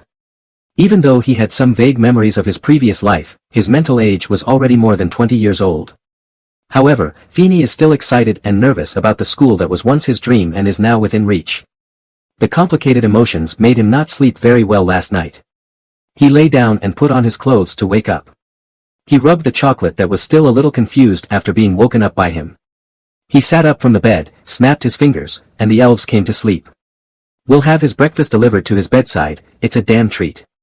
After a hearty meal, Feeney got up and sorted out his clothes. He chose a casual outfit and did not wear the Hogwarts school uniform wizard robe. That thing is inconvenient to move and ugly. Nowadays, in the wizarding world, such clothes are only worn in schools. Even the staff of the Ministry of Magic wear casual clothes. Moreover, the robe can be put on directly when the train is about to arrive. At around 10 o'clock in the morning, Feeney, led by Creature, arrived at King's Cross Station by changing his shape and shadow. He asked Creature to take him to the platform directly, and did not come to King's Cross Station first and then come here through the walls of Platform 9 and Platform 10. Next to the platform, a bright red steam locomotive was waiting to depart, and a sign in the middle of the front of the locomotive clearly read Hogwarts Express, leaving at 11 o'clock. Under the mist sprayed by the steam locomotive, people gathered in groups of 3 or 2 to chat, and cats of various colors turned around people's feet and shoes. The wizard's owls kept shouting at each other in an irritating voice, and in this shouting, there were also the sounds made by people dragging, pulling, patting, and knocking heavy suitcases. Compared with these people pushing luggage carts with large and small bags, Feeney, who was accompanied by a house elf and had only one suitcase, seemed much lighter. Feeney arrived early enough, but the first few cars of the train were still crowded. From time to time, students would stick their heads and upper bodies out of the car windows to talk to their families, and there would also be people fighting over seats. Feeney only saw 2 of these people. Feeney ignored the commotion and found an empty cubicle. After closing the door, he read a magazine alone, Transfiguration Today. This is a journal with a certain academic nature, focusing more on the latest developments in the field of transfiguration. This journal will not only publish some articles, but also publish some papers by outstanding and knowledgeable scholars in this field. In addition to advanced knowledge, there are also some relatively simple things, such as spellcasting skills, experience in using transfiguration, etc. It is also very friendly to wizards who are new to transfiguration. This is why Feeney reads this magazine. He is very clear about the status of transfiguration in the confrontation between wizards. In addition to specific combat spells, transfiguration is the use of the final magic spell. It can even be combined with other magic spells to cast more powerful magic. Both Dumbledore and Professor McGonagall, the current Transfiguration professor, have published articles in this magazine and won the Transfiguration Today Most Promising Newcomer Award. When reading and studying, time always passes quickly. Before I knew it, the train started to move. In the corridor of the carriage, two red-haired boys were constantly fighting, while a black boy was watching the excitement. In some carriages, students returning to school talked about their vacation experiences, or some freshmen boasted about their amazing talents in Quidditch. There are also freshmen who have not found a seat yet and are constantly knocking on the door of the dormitory to ask if there is any space. However, no one has ever come to ask Feeney if his cubicle can accommodate people. He was isolated. Even though he had not officially entered school, everyone who had some knowledge of the magical world began to isolate him. Some Muggle-born wizards wanted to get close to Feeney, but they were stopped by the half-blood wizards around them, who told them about Feeney. Is he that person? Oh, yes, that's him. Look at the badge on his suitcase. There's nothing wrong with it. Who else but him would wear a suitcase with this badge? I heard he is an orphan. Yes, if you want me to see it, then you deserve it. Who asked their family to support that person? Shoo. Don't talk nonsense. Why, are you Gryffindors afraid? Aren't they just a traitorous family? Similar words kept coming to Feeney's ears, and even a person who didn't care would become concerned and feel uncomfortable. In fact, Feeney knew very well why he was isolated, and he also knew that his isolation was inevitable. In the eyes of the young wizards of Gryffindor, the Black family is Voldemort's minions, but Feeney did not enter Azkaban because he was too young to be a Death Eater. In the eyes of Slytherin students, the Black family are pureblood traitors. If Sirius had not sided with Dumbledore in the previous war, they would have lost many lives. In addition to the fact that Sirius betrayed the Potters and was imprisoned, in short, today in the wizarding world, whether it is Dumbledore's side fighting against Voldemort or the Death Eaters on his brother's side, they all think that the Black family is a traitor. For the only member of the Black family, it is natural to exclude and isolate them. As for taking action against Feeney, they are not stupid. No matter how you calculate it, the statement that the Black family is a pureblood royal family is not nonsense. No one in the entire wizarding world except Black himself knows how many wizards are related to them, and how many forces and consortiums in the wizarding world are there. The company is the property of the Black family. And Feeney also knows very well that this situation will not improve even if he enters school. As a member of the Black family, it is no surprise that Feeney is a student of Slytherin College. In this era, Slater almost all the elders in Lynn's Little Wizard's family were Death Eaters, but they were not arrested and sent to Azkaban because they were willing to pay a certain amount of money in power. In the end, Feeney was affected by their discussion. He slammed the magazine in his hand, took out his wand, cast a transformation spell on the water glass on the table, turned it into a niffler, and then released it. Go out. You know, even if it is the product of the transformation technique, it is still in line with Xiu's habits. In short, Feeney's actions caused a series of commotions outside the compartment, and at the same time brought Feeney a moment of peace. He took the chocolate out of the box, held it in his arms, and slowly started rolling it up. The space inside the box is very large, allowing the chocolate to play freely inside. Sure enough, petting a cat can make people feel happy. However, Chocolate, who was having fun but was interrupted, was a little dissatisfied with Feeney. Meow. Chocolate's cry of dissatisfaction was completely ignored by Feeney. He took out a small piece of dried fish from the inner pocket of his clothes and handed it to the kitten as an apology to it. The train had left London at this time and was traveling on the railway between farmland with cattle and sheep. Feeney just petted the cat quietly and looked at the scenery outside the window. The kitten Chocolate seemed to feel the inner peace of its owner, and no longer screamed or struggled. It just lay quietly in Feeney's arms and enjoyed Feeney's massage. Time passed slowly, and at about 12:30, there was another quarrel in the corridor outside the compartment. This time, it was not because of those messy things, but because a salesperson with a dimple on the corner of her mouth came. She pushed open the door of the compartment and said to Feeney with a smile, do you want to buy some food or drink? Obviously, the salesperson also recognized Feeney's identity, and her face was a little stiff, but out of professional ethics, she still did her job. Feeney looked at the salesperson. Although she was smiling, the fear in her eyes could not be hidden. She couldn't help but sigh secretly. For these ordinary people in the magic world, she might be a terrifying existence. Although he felt a little sad and uncomfortable, Feeney still bought all the food on the salesman's cart, keeping some for himself and asking the salesman to give the rest to some young wizards who were born in muggles or wizard families but had no money to buy snacks. And he had no other requirements. Feeney did this just to save his impression in the hearts of other young wizards. Although he knew the possibility was not great, Feeney still wanted to give it a try. The experiences of the past 9 years have made Feeney yearn for friendship and family even more. Unfortunately, these two things are the hardest for him to get at this time. After a while of calm, the car slowly drove into Hogsmeade Station, which meant that they were about to arrive at Hogwarts. Feeney stood up and put on the prepared wizard robe with a nameplate engraved with his name on it. Because it was specially customized, this wizard's robe was not uncomfortable to wear, even though it contained a complete set of casual clothes. At this time, a voice began to echo in the carriage. "We will arrive at Hogwarts in 5 minutes. Please leave your luggage in the carriage. Someone will send your luggage to the school in batches." Feeney did not leave the cubicle immediately, but sat there for a while. Because he knew very well that at this time, the corridor outside the carriage would be full of students, crowded and chaotic, so it was better to wait for a while before getting off. Sure enough, after a while, there were fewer little wizards in the carriage and it became a lot more relaxed. Of course, not all the little wizards left. Feeney just avoided the rush hour and was not planning to be late. Following the flow of people and walking out of the car door, there was a dark and small platform. At this time, the weather had begun to turn cold and the wind was biting. Even Feeney, who was wearing 2 layers of clothes, couldn't help but feel a bit cold and shivered. Trembling. At this time, a dim light was seen jumping up and down and swaying left and right above the students' heads. A loud and honest voice sounded. "All first-year students come here." The one who shouted was the gamekeeper of Hogwarts and Dumbledore's strongest supporter. Rubeus Hagrid, a giant hybrid, was also a student of Hogwarts, but was expelled for some reasons. He is a very kind person, but a little honest. However, his kindness will obviously not be shown to Feeney, who is from the Black family. Hagrid's thick hair covered his big face, which actually looked a little cute. This big furry face flashed in the crowd. "Come on, come with me. Are there any freshmen? Walk carefully. The freshmen are following me." Hagrid kept shouting, holding the dim lamp high.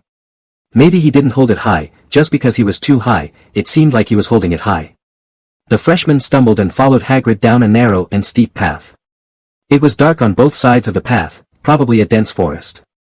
Hagrid led the new students diligently and at the same time, he did not forget to introduce to them. "You're about to see Hogwarts for the first time, just turn a corner."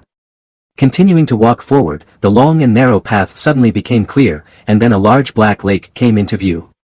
At the end of the lake is a huge castle with many turrets and towers. The castle is located between 2 towering peaks, and the glass on the windows of the tower shines brightly under the starry sky. "Hello, Hogwarts." The moment he saw the huge castle, Feeney said to himself. In the world of the previous life, which child did not imagine that when he was 11 years old, an owl came to his window with a letter printed with 4 college badges and a capital H, and tapped on the window. "Tell him that you were admitted to the Magic Academy." However, no one in the previous life could realize this dream, but now, Feeney has achieved it. A boat can seat 4 people. By the lake, Hagrid pointed to the boat in the lake and said to the freshmen.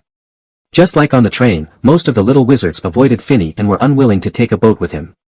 However, the number of these ships is certain. To match the number of little wizards, it is rare for a person to be alone in a ship. Eventually, a boy and 2 girls got on a boat with Feeney. "Is everyone on board?" Hagrid, who was sitting alone in a boat at the front of the fleet, shouted loudly. After making sure that no little wizard was left behind, he continued. "Okay, let's go." "Well, why do they seem to be afraid of you?" A little witch who was on the same boat as Feeney timidly asked Feeney, and her words made the boy and the other girls' faces turn blue-white, looking very frightened. Feeney glanced at the fear on the faces of the 2 young wizards and knew in his heart that they might be half-blood wizards or pure-blood wizards who were close to Dumbledore. Shaking his head slightly, he smiled and said to the little witch who asked the question. "Your parents are both muggles, right?" "Oh, you know what muggle means, right?" The little witch was still a little scared, nodded timidly, and said in a weak and almost inaudible voice. "I know, it refers to ordinary people who don't know magic. Professor McGonagall said it when she went to my home. It seems so. Your parents are both muggles, so you don't know." Feeney nodded, flashed the ring representing the Black family on his finger and said. "I am from the Black family, one of the 28 pure-blood families. Therefore, they either dare not approach me out of fear, or they reject my existence." The little witch was still a little confused. Obviously, she didn't know about the war between the second Dark Lord in the wizarding world that she came into contact with 9 years ago. Feeney shook his head and explained with a smile. "So, Voldemort, do you know? My family was one of the few families that publicly supported Voldemort at that time. Therefore, many mixed-blood wizards or pure-blood wizards who are close to muggles are afraid of my family. The little witch was obviously frightened by these words, and her body trembled a few times. Feeney continued. Of course, I don't support Voldemort, he is a guy with mental problems. Feeney's words shocked the other two little wizards who were born in the magical world. After all, Voldemort had only disappeared for 9 years, so he was not necessarily dead yet. People's fear of him has not completely disappeared. Feeney looked at their paler faces and trembling bodies, and shook his head in disappointment. In his opinion, Voldemort was a neurotic terrorist who had some ideals but incomplete ideas, and was a bit extreme. And he is a terrorist with a narrow vision, no ambition, and no strategy. You must know that the first-generation Dark Lord's sphere of influence covers almost all the magical world in the world. And Voldemort only dominated the small circle of Britain. A little further, it only affected other countries in Europe, such as Africa, Asia, and the Americas. Even Voldemort's name has not been heard of. That's why they fear me. Feeney pointed to the two little wizards on the same boat and said. As for the other pure-blooded little wizards, it was because of my eldest brother, who openly opposed Voldemort. When Voldemort fell, my parents had passed away and my second brother disappeared. I did not help any Death Eaters, even according to some family information, many people were reported through Professor Dumbledore, so the descendants of these Death Eaters reject me and even hate me. Now the little witch understood that the handsome and aristocratic young man in front of her had offended almost everyone in the magic world. Therefore, there was a hint of sadness in the eyes he looked at Feeney. Feeney saw the worry in the little witch's eyes and couldn't help but sigh, she is really a kind little witch. Don't worry about me, I can still handle this. I haven't asked yet, what is your name? My name is Phineas Black, and I have the same name as a former headmaster of Hogwarts. He is my ancestor. The little witch was obviously a little flattered, especially in front of a boy who had scared her before, but now felt some sympathy for her. Ah, my name is Angelina Johnson. Nice to meet you. Feeney smiled and looked at the other two little wizards. What about you? Because of Feeney's explanation, the two little wizards were no longer so afraid of him, so they spoke. My name is Roger Davis. I'm Alia Spinnet. While the four people were talking, the fleet was gliding in a row on the mirror-like water. Except for Feeney and the four little wizards, everyone else was silent. This caused Feeney's previous explanation to be ignored by almost everyone. Everyone heard it, including Hagrid.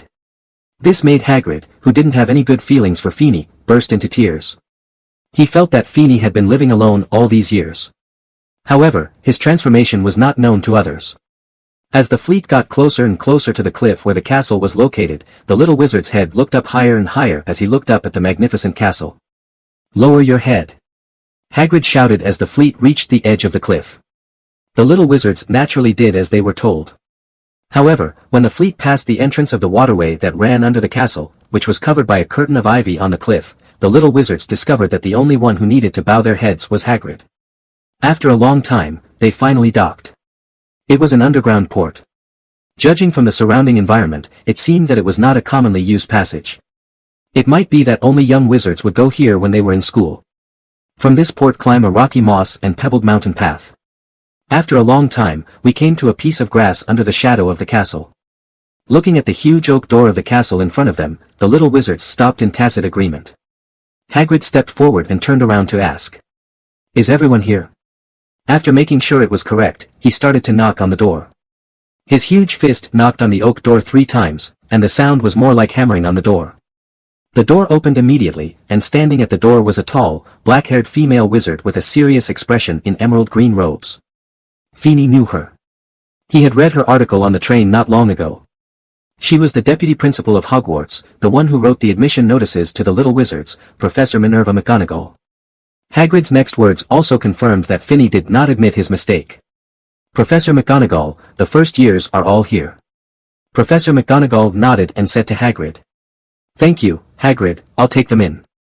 As Professor McGonagall pushed the door completely open, the entrance hall inside officially came into view of the little wizards. The entrance hall here is so amazing that it can even fit into the houses of some ordinary British Muggle families. The surroundings were brightly lit by torches on the walls on both sides, the roof was unimaginably high, and in front was a staircase made of beautiful marble leading upstairs. Under the leadership of Professor McGonagall, everyone walked forward along the floor filled with colorful flags. After walking for a while, they came to the door of another door, where they could even hear hundreds of people inside. The noise of students. Professor McGonagall stopped here, turned around and looked at everyone, and said, "First of all, welcome to Hogwarts." Professor McGonagall's voice was very loud and majestic. "The opening dinner will begin soon. But before that, you will be assigned to your respective houses. The assignment ceremony is very important, because for you, your house is your home in Hogwarts. You must take classes, live together, and play together with other students in the college.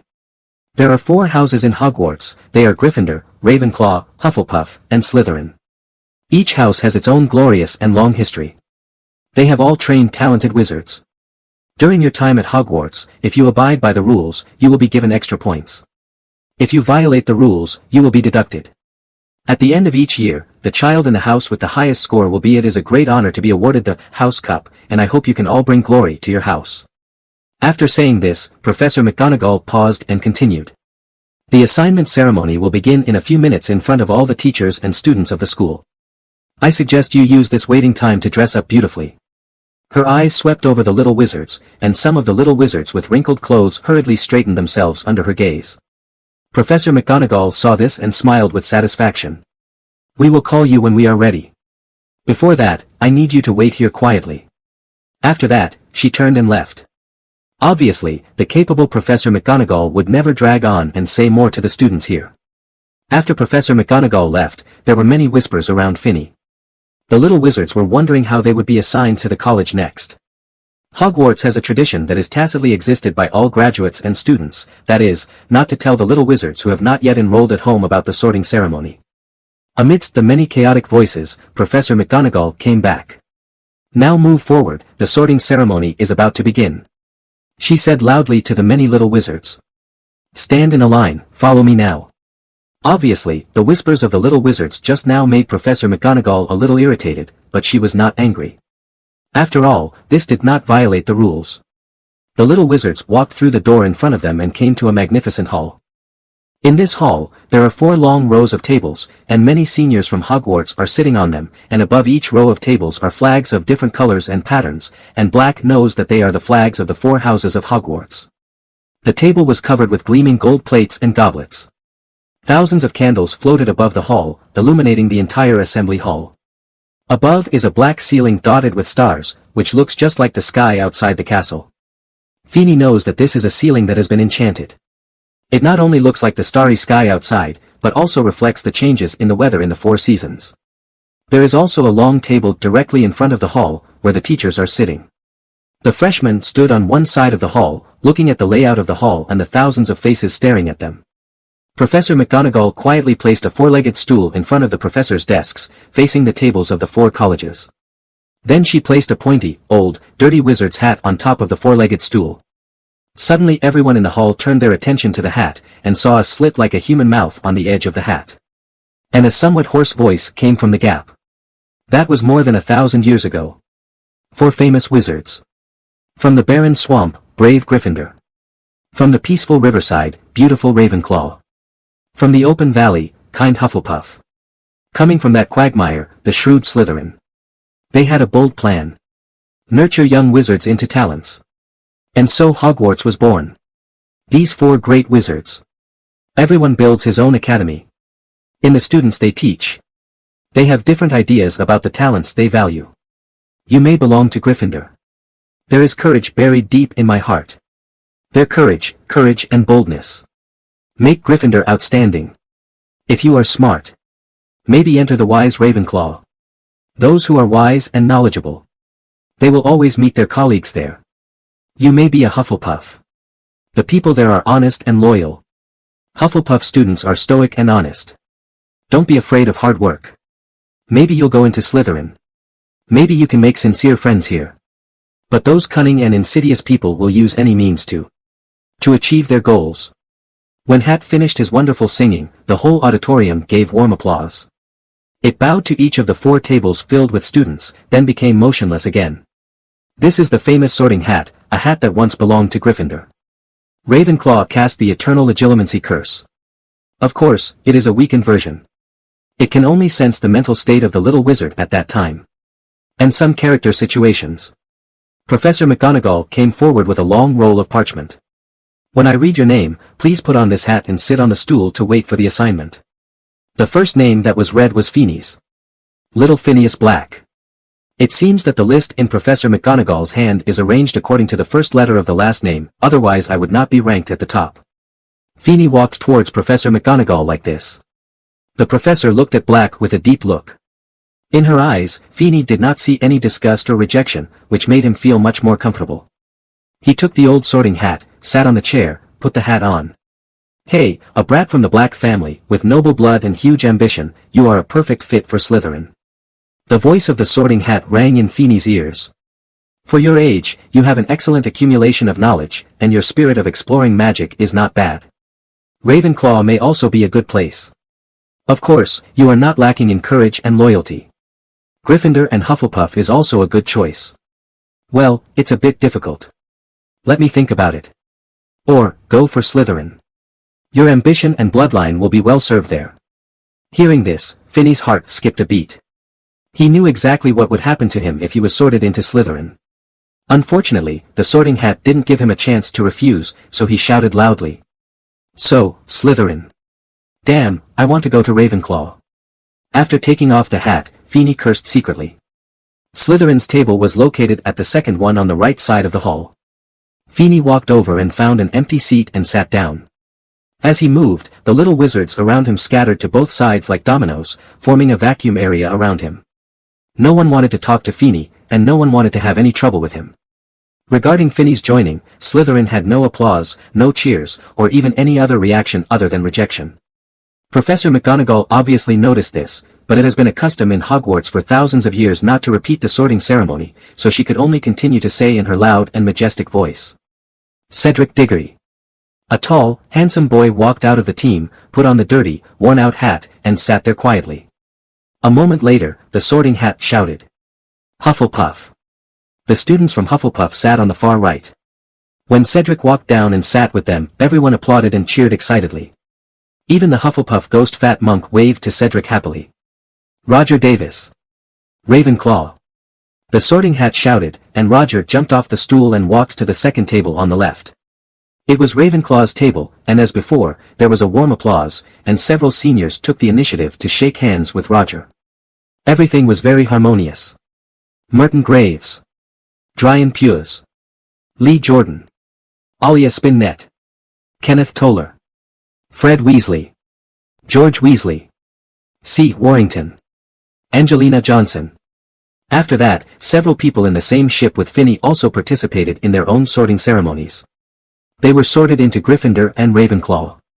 In the whole sorting ceremony, only after Finney was sorted into his own college, there was such a weird scene and atmosphere. Even Finney, who had been mentally prepared for this, couldn't help but feel a little sad. Finally, Professor McGonagall rolled up the parchment in her hand and left with the sorting hat and the four-legged stool. However, the plates in front of the many young wizards were still empty. At this time, Dumbledore stood up, opened his arms, and stared at the students in the audience. Welcome. He said. Welcome to Hogwarts and welcome the new school year. So before starting the dinner, I would like to say a few words. Well, what I want to say is, idiot. Crying nose. Residue, screw it. Thank you. After saying that, he sat down, and many young wizards clapped and cheered. Finally, it was time to start eating. Feeney noticed that the empty plates in front of them were now filled with food, including roast beef, roast chicken, pork, lamb, sausages, bacon and steak. Of course, there were also some vegetarian dishes, such as boiled tomatoes, roasted sweet potatoes, and potatoes. Strips, Yorkshire dices, pears, carrots, ketchup, and mint-flavored hard candies. Even Feeney, who grew up in fine clothes, had to admit that the food at Hogwarts was very good, and the house elves here could show that they were proficient in cooking. After taking a few simple bites, Feeney looked at the little wizards of his own age at the table and said coldly.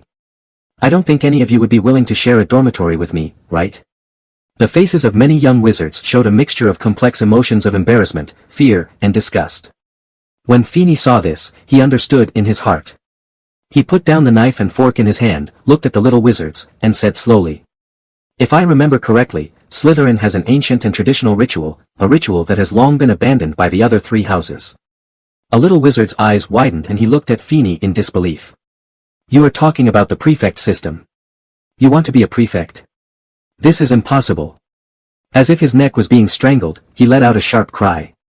Not only him, but the faces of other little wizards also became ugly. Even the older Slytherin student looked at Finney with an ugly expression and said sternly, "You blacks don't deserve to be our Slytherin prefects." Finney smiled disdainfully and asked, "Why, do you think these little wizards will be my opponents? From the moment I knew about your pureblood family's rejection and greed of my family, I have never stopped practicing magic."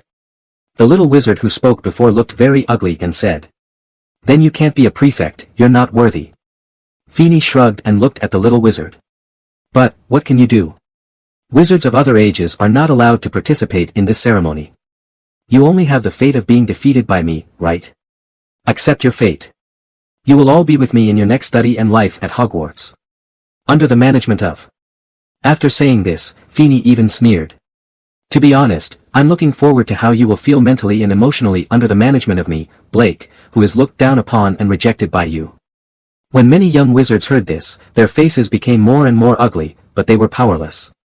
There was no way to stop Finney from doing this.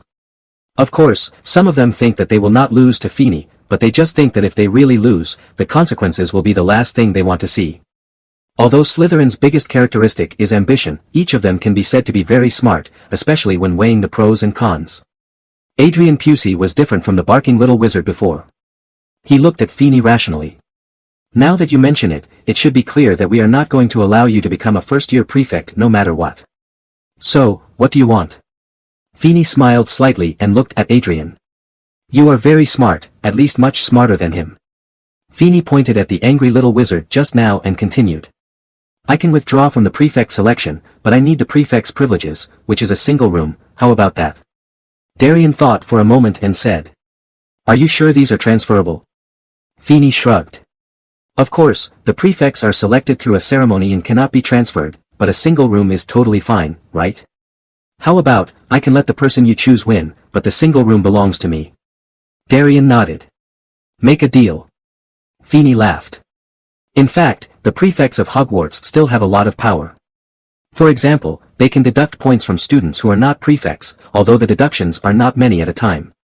There is also a single bath, and the prefects of Slytherin also have a single dormitory, and, it is said that this single bedroom also has a single bathroom. With power, there are naturally responsibilities, such as passing the password for the lounge, managing students in the same grade, etc. However, for Finney, only the single dormitory can be seen. After all, he was very aware of his situation in Slytherin. When he mentioned the matter of prefects just now, he also saw the reactions of other young wizards. If he shared a dormitory with them, the next 7 years would be terrible. It's uncomfortable. Don't say that children come and go quickly, and they can become friends in a few days. This is possible in the other 3 colleges, but in Slytherin, it is a joke. Slytherin is a small pureblood wizard society. Even the relationship between first-year students is determined by the relationship between their families. Some people are friends since birth, while others have to remember who is their mortal enemy before they are mature enough. This is Slytherin, a school that puts interests first. Soon after, everyone finished their meal, and the leftovers automatically disappeared from the plate. The plate became as dazzling as it was at the beginning. After a while, the dessert appeared. When the desserts were finished, Professor Dumbledore stood up again, and the wizards fell silent again. "Now that we are all full, I will say a few more words. First, let us welcome Professor Jonathan Reed, who will be in charge of the defense against the dark arts class for grades 1 to 7, and then there are a few notices for the start of school. First-year freshmen should pay special attention. Students are not allowed to enter the Forbidden Forest on campus. Our administrator Mr. Filch asked me to remind you that you are not allowed to use magic in the corridor during class breaks. Finally, the review of Quidditch players will be carried out in the second week. Students who want to represent their colleges in the competition, please go to Mrs. Hodge to sign up. Now, before everyone goes to bed, let's sing the school song together." Dumbledore shouted loudly in the dull eyes of other professors, waving his wand at the same time. A long golden ribbon floated out of the wand, rising high above the table, and snaked into words. Everyone chooses the tune they like. Now, ready, sing. Following Dumbledore's words, almost everyone in the school roared loudly. "Selfish, warty Hogwarts, please teach us that whether we are old or bald or a young man with crazy legs, our heads can be filled with new and interesting things because they are empty. The air, the dead flies and the broken fluff, teach us useful things, let us remember the forgotten past, do our best, care for each other, and learn until our brains rot. At this moment, Feeney finally understood why the professor's eyes looked like that when Dumbledore said this just now.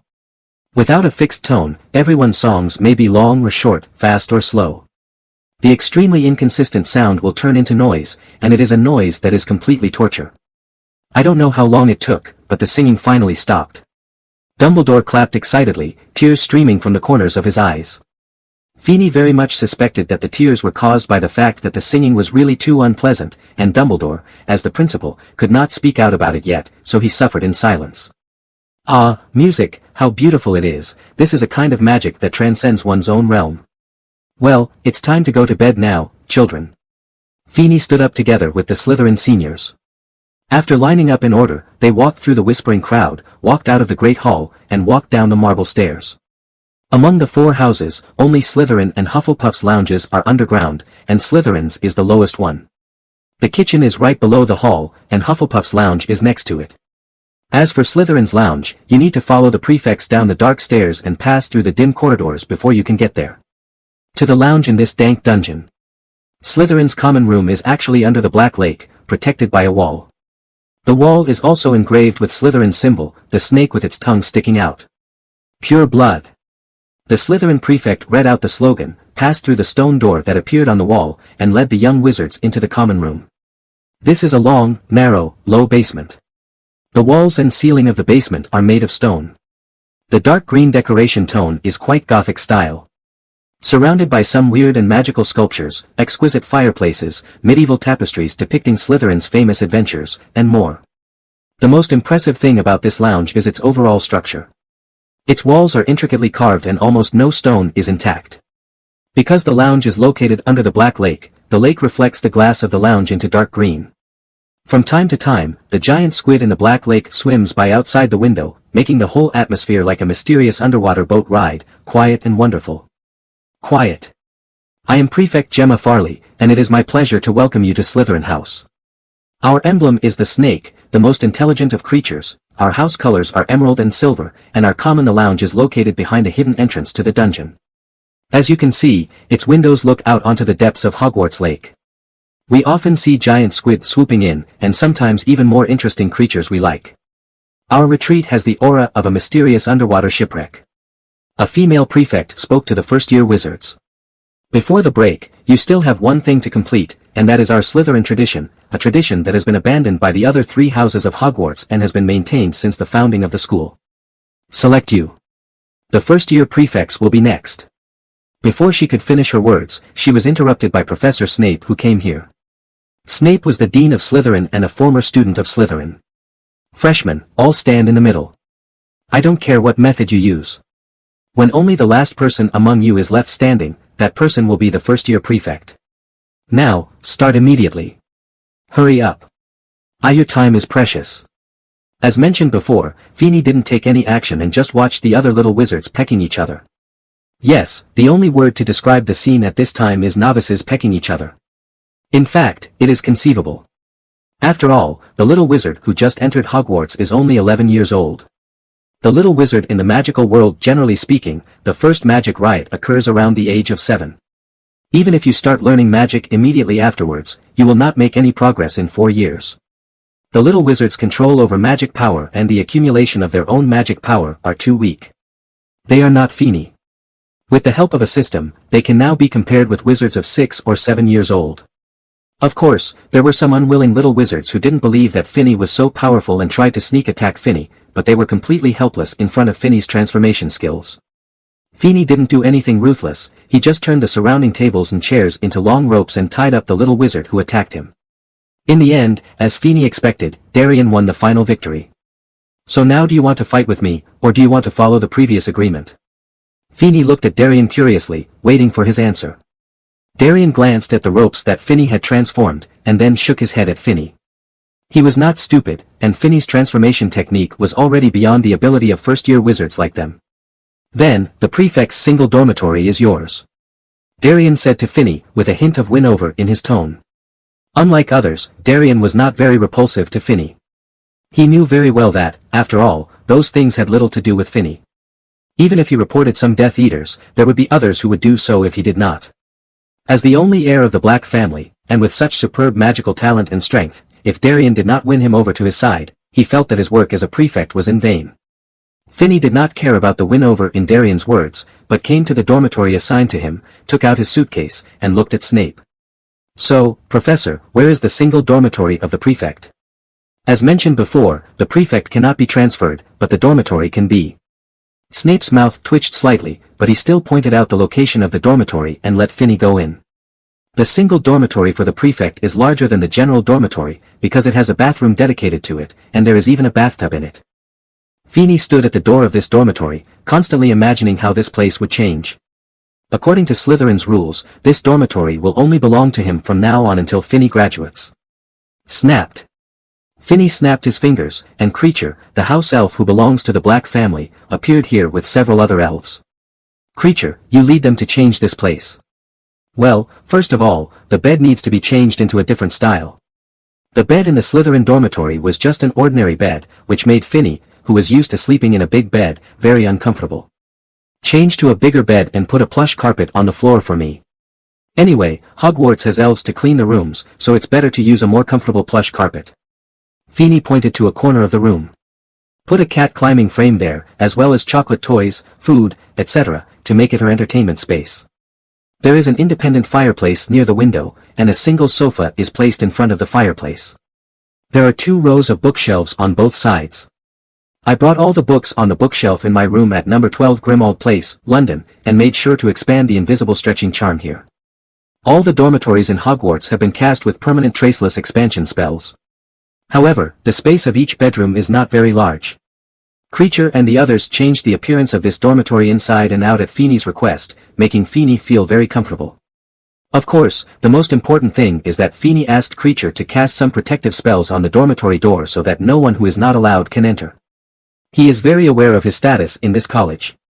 In order to prevent others from coming in and attacking him while he is sleeping, he must take necessary precautions. Fortunately, today is Friday, and tomorrow and the next 2 days are holidays, which allows Finney to take a good tour of this mysterious Hogwarts castle, which is known as the safest in the wizarding world. The night was getting deeper, but Finney hadn't slept yet. One reason was that he couldn't sleep because he had just changed his environment, and the other reason was that he still had some things to do. Finney has been busy since the sorting ceremony began, and now he has some time to check the system. Congratulations on joining Slytherin in the Snake House. The house's treasure chest is officially opened. You can open it once if you have 100 bonus points in class. Unlock the achievement, Pure and Noble Bloodline, gain all black magic levels +1. Complete the mission, enroll in school and participate in the sorting ceremony, and receive rewards and library passes. Finney looked at the first library pass he had received, raised the corners of his mouth slightly, and directly opened the library interface. The same situation as before is to be bound. System, bound to Hogwarts Library. Binding failed, prompt, need to scan the physical object before binding. He frowned, it seemed like he needed to go on a night trip tonight. Night walks are a common thing in Hogwarts. Of course, most of the time, it is the little lions of Gryffindor who do it, and there are very few little snakes of Slytherin. Do this. As for the little eagles, they don't waste their time studying and breaking school rules, while the little badgers cook in the kitchen next to their lounge. Of course, although the regulations say that loitering on campus at night is not allowed, as long as you are not caught by professors and administrators, it is not a violation of the regulations. Finney took out his wand, pointed it at his chest, and whispered. Disillusionment Charm. Finney cast the Disillusionment Curse, a spell that he had only learned but was not proficient in. This spell is a spell used to disguise the target. Just like Finney pointed the wand at himself, then the target is himself. The effect of the spell is to make the disguised person or object become like a chameleon, with the color and texture consistent with the environment behind and around it. And this spell is actually much better than the invisibility cloak. After all, it is a spell that can cover the whole body, while the cloak does not. Gently pushing open the stone door of the Slytherin common room, Finney came to the damp and dark corridor outside the common room. Finney still remembered the description of the library when he read the original work in his previous life. It was located on the 2nd floor of Hogwarts Castle. It contained thousands of bookshelves and tens of thousands of books. This was why Finney chose to let him the main reason why library systems bind it. Most of the books available in the wizarding world today are available in the library of Hogwarts. The library usually closes at 8 o'clock in the evening. It is already early in the morning, so it is naturally closed. However, this is not a problem for Feeney. He needs to learn about the unlocking spell. When you walk into the library, you can see this ridiculously big room and the books that, to be exaggerated, you could probably read in a lifetime. As well as the invisible book area and the forbidden book area in the innermost part of the library, but this is not the purpose of Feeney coming here. System, bound to the Hogwarts library. Real object detected, scanning and binding. Successfully bound, you will be rewarded with 3 library passes and some gems. Looking at the 3 extra passes, Feeney smiled with satisfaction, so now it was time to test his race. Feeney clicked to use the pass, and he stood in the middle of the Hogwarts library and started drawing cards for the first time. Facts have proved that human race cannot be changed even after birth. In his previous life, Feeney was a pure European, and now, he is still. From the 4 passes, he drew Transfiguration *2, the Patronus Curse and the Termination Curse, which means that all curses will end. It can be said that Feeney is really European. After all, Transfiguration is actually a combination of many spells, such as restoration spells, repair spells, and copying spells, which essentially belong to the category of Transfiguration. And the one that Feeney drew was to increase the proficiency of all transformation techniques by 1. Who's there? Suddenly, Feeney heard a very hoarse voice, and there was a sense of resentment and malice from the inside out. Dear, it's the little wizard, right? He wandered into the library at night on the first day of school. He must be the little wizard. Let's catch him. Then hang him on the ceiling and whip him with a whip. Ah, that will what a wonderful thing. It was Filch, the keykeeper of Hogwarts. Being caught by him and deducting points was a trivial matter. As a well-known squib in the wizarding world, Filch's resentment towards the young wizard was also fatal. So Feeney hurriedly cast the disillusionment curse on himself again to hide himself. After all, as long as you don't get caught, it's not a violation. Sure enough, after a while, Filch's hunched, resentful and thin body came into the library. With him was his pet, the thin black cat who he regarded as his lover, Loris. Lady. Because Feeney used the disillusionment curse, he was not discovered by Filch. However, it is obviously not the time to return to the common room. After all, Filch is still patrolling the corridor. Once Slytherin's rest is started, the door of the room will definitely be discovered. However, waiting here to maintain the disillusionment curse is not a wise choice. After all, Feeney is only a young wizard now, and even an adult wizard cannot maintain the disillusionment curse for several hours. Filch was still searching in the library, as if he had an obsession to catch Feeney. Seeing this, Feeney did not dare to stay in the library anymore, so he carefully walked out of the library door that Filch had not completely closed. Feeney came to the corridor and let out a sigh of relief. Although Filch was a squib, he couldn't be underestimated. You know, he had been the keykeeper at Hogwarts for many years, at least in childhood. Sirius had been doing this for many years when he was in school. Having been the administrator of a group of little wizards who know magic for so many years, and being able to manage whether the little wizards go out in the middle of the night, it is enough to show Filch's ability. If he is not a squib, then he must be a powerful wizard. It's a pity that he is a squib, which makes him even more extreme. As a member of a pureblood family, he is a squib without magic. It is impossible to know how much Filch's desire for magic is. Hogwarts was very quiet at night, which was in sharp contrast to the bustle at the end of the previous dinner. The characters on the portraits on the wall also fell into a deep sleep. Feeney did not light up his wand, but just walked through the castle in the moonlight. Even so, I would occasionally wake up the person in the portrait accidentally. I stumbled to the 8th floor of the castle, where the principal's office is located. Of course, Feeney's target is not the principal's office, but the tapestry in the corridor on the 8th floor showing silly Barnabas teaching the troll to dance ballet. Even young wizards who have been studying at Hogwarts for many years do not know that there is a secret room in this place, and the entrance is behind this tapestry. If you want to enter this secret room, you need to concentrate on thinking about the location you need. After walking through that wall 3 times, a very smooth door will appear on the wall. Just open the door and walk in. This room can be said to be a very secretive existence. As mentioned before, few people know about it. Of course, this is rarely mentioned at the same time. In fact, Hogwarts has discovered this room for thousands of years. There are many wizards in the room.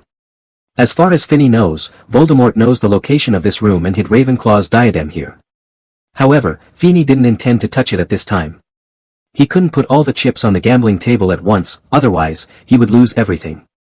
He needed to leave some backup in case of unforeseen circumstances.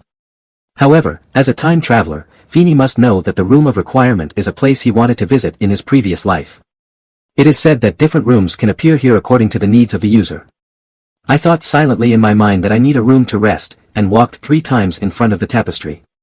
Sure enough, a smooth second-generation door appeared on the wall next to the tapestry. Feeney opened the door and walked in. What he saw was an extremely luxurious lounge. Without further delay, he lay down on this luxurious bed and fell asleep.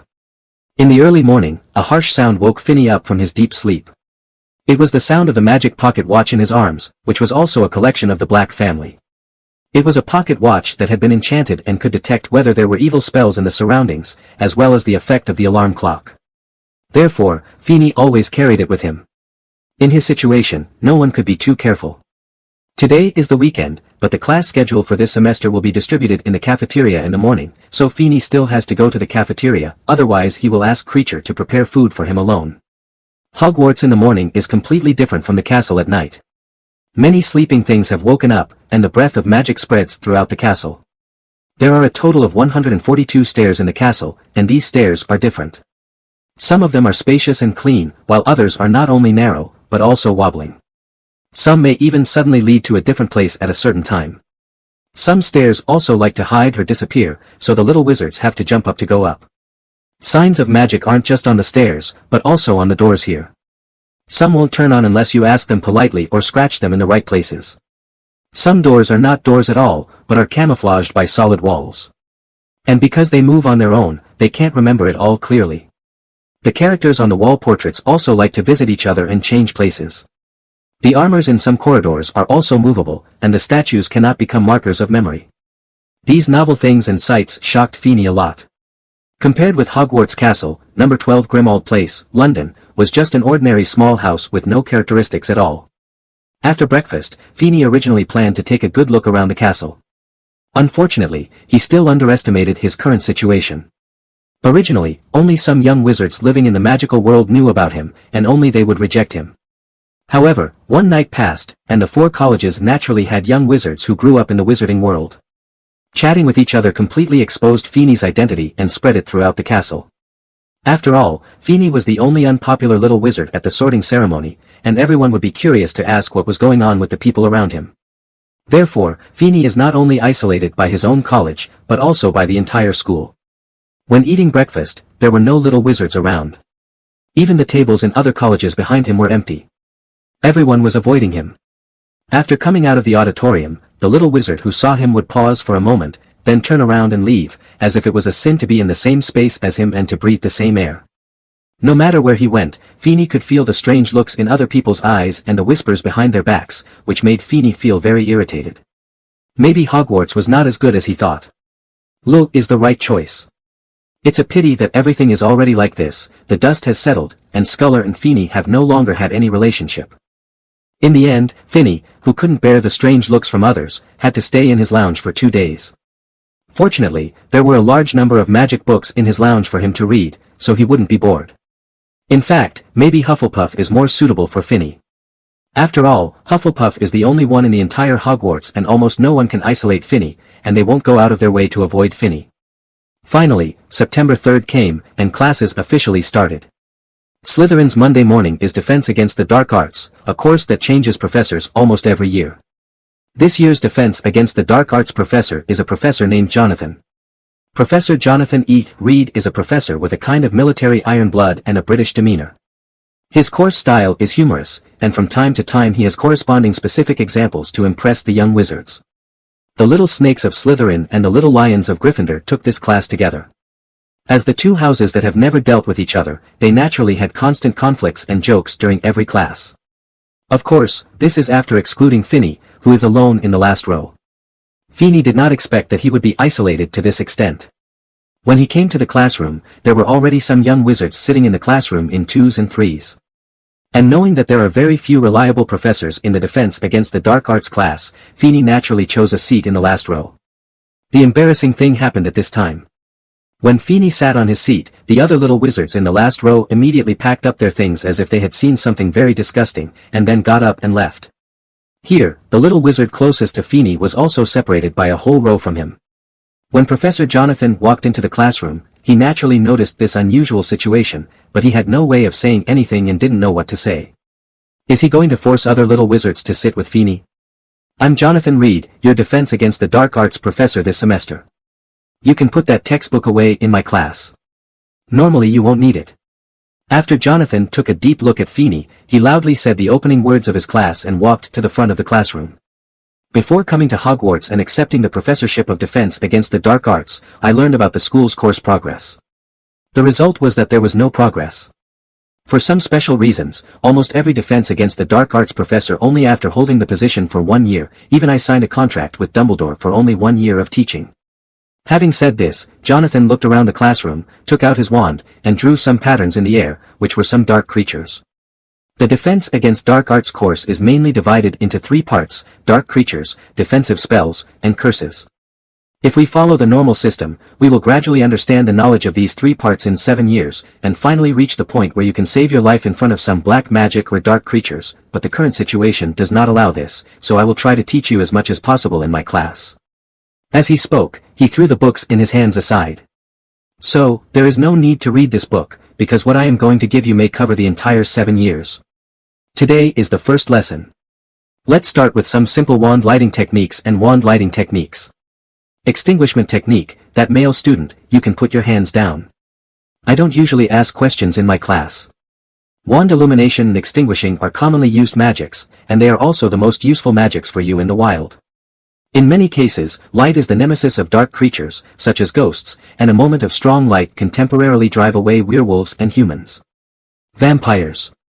Feeney noticed that when he talked about vampires, there was something unnatural on Professor Jonathan's face.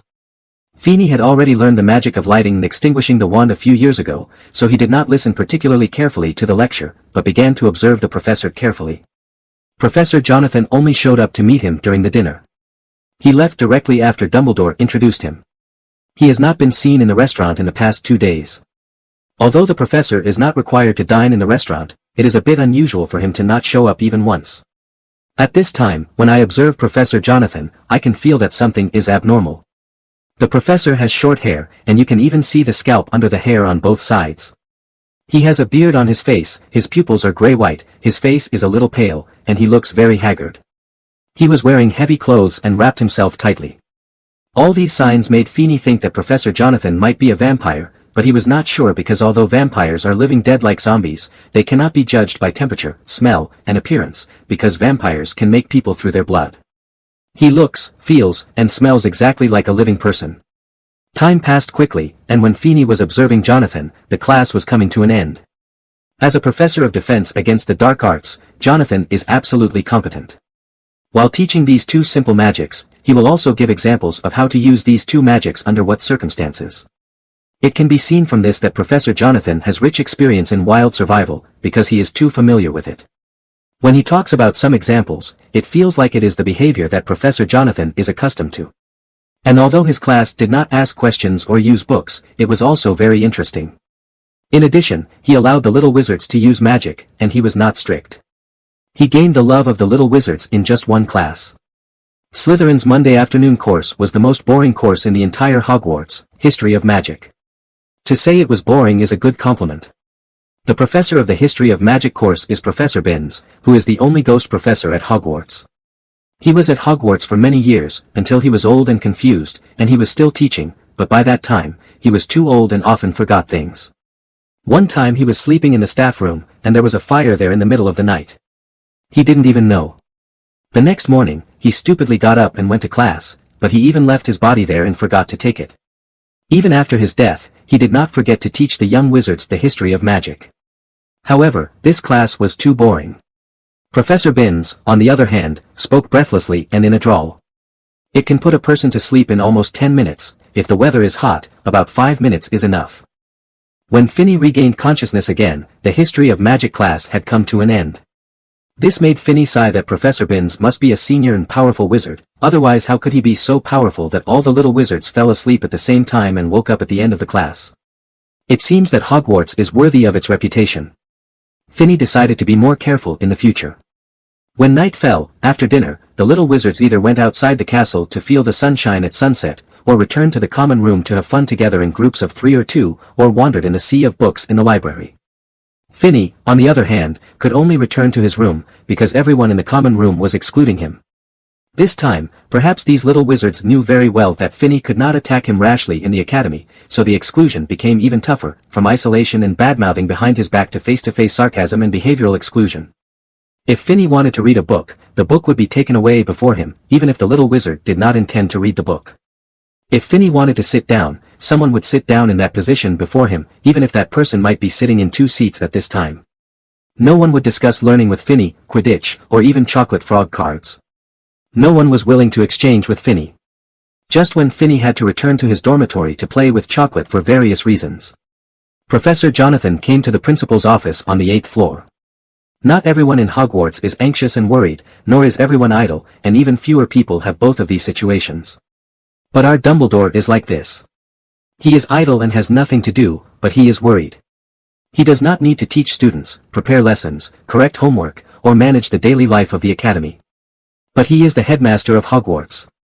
He represents the best magic school in the UK. At the same time, he is also worried about the student who disappeared 9 years ago but never died. Worried about his comeback. How is he? Dumbledore asked Jonathan as he walked into his office. Jonathan shook his head and said, Dumbledore, he is in a very bad situation. I can clearly see that he is isolated. He is not isolated in a certain college, but is rejected and isolated by most of the wizards in this school. Dumbledore was stunned for a moment when he heard this, and then sighed. After all, it's our fault. Jonathan looked at Dumbledore and said seriously. Dumbledore, you woke me up and said I was here to help you take care of the little wizards for a year. I agreed, so I am their teacher. As a teacher, I can't watch that child in this situation for a long time. At least, I need to know the reason. Dumbledore took a deep look at the old friend who was awakened from his deep sleep, and was silent for a long time. Dumbledore did not speak, and Jonathan did not urge him. Instead, he called the elf to prepare a special drink for him. He sat on the chair and drank it silently, waiting for Dumbledore's explanation. After an unknown amount of time, Dumbledore sighed and said, Jonathan, you have been sleeping since that incident, so you don't know what happened in these years, but I think you should know about my student through your special ability during this period of time. Jonathan nodded and said, Your mad student who claims to be Voldemort. I know a little bit. Such madmen were not worth looking at in our time. Dumbledore shook his head and said, He may be a madman, but he is definitely a genius in magic. In fact, he is much faster than me in many magics and has gone deeper than me. It's a pity that he chose the wrong path. Speaking of this, Dumbledore's eyes revealed a sense of self-blame and regret. He blamed himself for not teaching this student well at the beginning. Little Phineas's matter is related to Tom. He was born in the Black family, and Tom's name and slogan at the time was Pureblood supremacy. Jonathan nodded, indicating that he understood. So, little Phineas's family are all supporters of your student? So, he was excluded like this?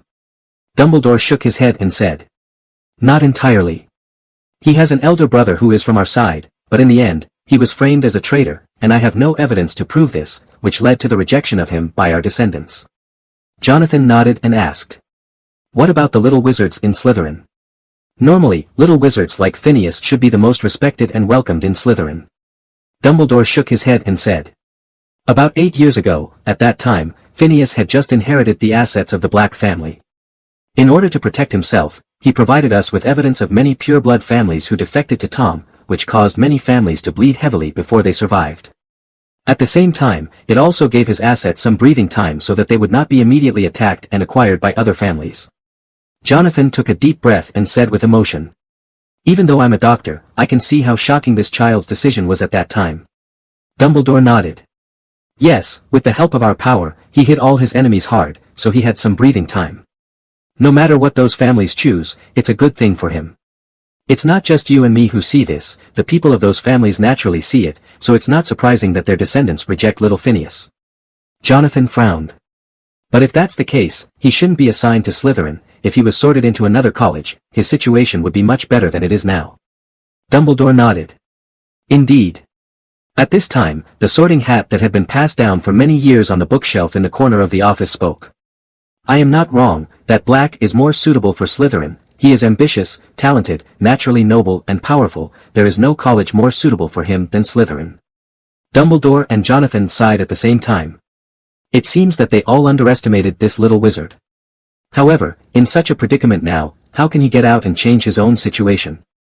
Jonathan's responsibilities as a professor still make him want to fight for it. Dumbledore, are we just going to watch like this? I don't think you don't know what that child's talent is. As long as he grows up, his performance will far exceed that of your crazy student, and let him remain growing up in such an environment, he may become a more terrifying existence than that Tom. Dumbledore sighed and said. I know, but we can't do anything now, at least not now. When Jonathan heard this, he took a deep look at Dumbledore. You don't believe him, you don't believe an 11-year-old child. You are testing him. You want to know how he will react in such an environment. Dumbledore nodded and said. Jonathan, I am not you, I will grow old and die, and I am very old now, so old that I have become scum. I need to deal with Tom's affairs before I leave. At the same time, I can't give anything to future generations. They leave behind another Dark Lord. When Jonathan heard this, he became angry. He jumped up from his chair, pointed at Dumbledore's nose and said. So you don't trust an 11-year-old child, and you even deliberately leave him in a bad situation, just to know whether he will become another Dark Lord? Dumbledore, do you think you were the so-called most powerful white wizard from the beginning? People in the magic world didn't know you, but I didn't know that you were the one who found the title of saint together. My sleeping place knows me, but it's because your sister's death changed you that you became the so-called white wizard you are today. Jonathan took a deep breath, looked at Dumbledore, and said sarcastically. Do those who regard you as the savior of the magical world and the most powerful white wizard know that you are actually best at black magic? Even now you no longer need to use black magic to fight. Dumbledore looked a little embarrassed. If he was in front of someone else at this time, he might not be like this. However, as Jonathan said, when he met him, he and Gellert were looking for the Deathly Hallows together. Ariana's death woke him up, but even so, he still turned a blind eye to some of his actions with Gellert, until in the end, there was no other way, and he had to deal with Gellert this time. Let duel. Under Jonathan's roar, both of them fell silent. No one was talking about Finney, because they knew that it was not easy to solve Finney's matter, even with Dumbledore's intervention. Because of Dumbledore's previous deliberate negligence, Finney's incident has spread throughout Hogwarts. This is an unchangeable fact. All the two of them can do at this time is to see how Finney resolves the matter, help when necessary. The next day, Slytherin had no classes all morning, and Finney also took a rare nap. The current situation of being isolated from everyone also gave him a headache. The reason why he chose Hogwarts instead of Skull in the first place was because he was more familiar with it, and also because he knew very well that here he could gain the friendship of other young wizards. Friendships made in the same year lasted almost a lifetime in the wizarding world. Friendship, but reality dealt him a heavy blow, and he now urgently needs a way to break the situation. Slytherin's only lesson today is Professor McGonagall's Transfiguration. Students in grades 1 through 5 are required to take Transfiguration courses, while students who obtain a certain score in the OWL exam can continue studying Transfiguration and EWT courses in grades 6 and 7. Professor McGonagall is a very strict person. She said before the class started. Transfiguration is one of the most complex and dangerous spells you will learn at Hogwarts. And this may be the main reason why she is so strict. Anyone who wants to mess around in my class should leave immediately and never come back again. Let's talk ugly first. With Professor McGonagall's warning and a magic demonstration of turning a table into a pig and back again, the first Transfiguration lesson started. As a result of years of practice and the gains from drawing cards, Finney quickly completed Professor McGonagall's task. Turn a match into a needle. Very well, our Mr. Black has completed this magic, for which I will reward Slytherin with 5 points. This is the first time that Finney has added points. As Professor McGonagall finished speaking, the progress of the Academy treasure box in Finney's system interface also jumped by 20%. Obviously, the full 100 points in the Academy treasure box are not the same as the real score. It is not universal. Judging from the current situation, it may be 1 to 4. In other words, Finney only needs to add 25 points to open an Academy treasure chest. This is the best news that Finney has received in the past few days. At the same time, Finney also discovered that there was another task in his task system, named to explore the secrets of Hogwarts. This mission is divided into 4 stages, but at this time, Finney has not unlocked any stage. Wednesday is the busiest day in Slytherin. There are 2 herbal medicine classes in the morning. The professor of herbology is Pomona Sprout, the headmistress of Hufflepuff. She is a very good person, kind, always smiling, and very patient with the little wizards. Herbology is also a course in the OWL exam. It is a compulsory course for Hogwarts wizards from grade 1 to grade 5. Of course, if you want, you can choose an advanced course in herbology in grade 6, but you need to have good or excellent grades before.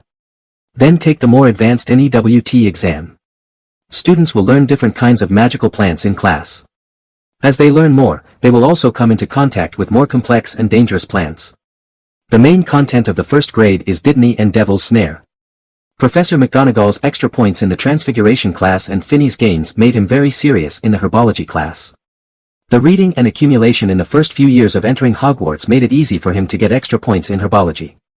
In the subsequent Charms class, Professor Phileas Flitwick, who had to stand on a pile of books to see his desk during class, also praised Finny's talent and progress in Charms, which naturally brought another extra point. After confirming that the progress of the Academy treasure chest would increase after adding points, Finny went deeper and deeper on the road of trying to add points, and it could even be described as crazy. Although Finny's behavior of crazy extra points did not change Finny's isolation, most professors expressed friendly recognition of this student who took the class seriously, did not cause trouble, and took the initiative to return to the problem. Some senior Slytherin students no longer deliberately targeted Finny. This was something Finny didn't expect at all. Of course, there are also professors who have some courses whose attitude towards Finny has not changed. For example, his own headmaster Snape's potions class.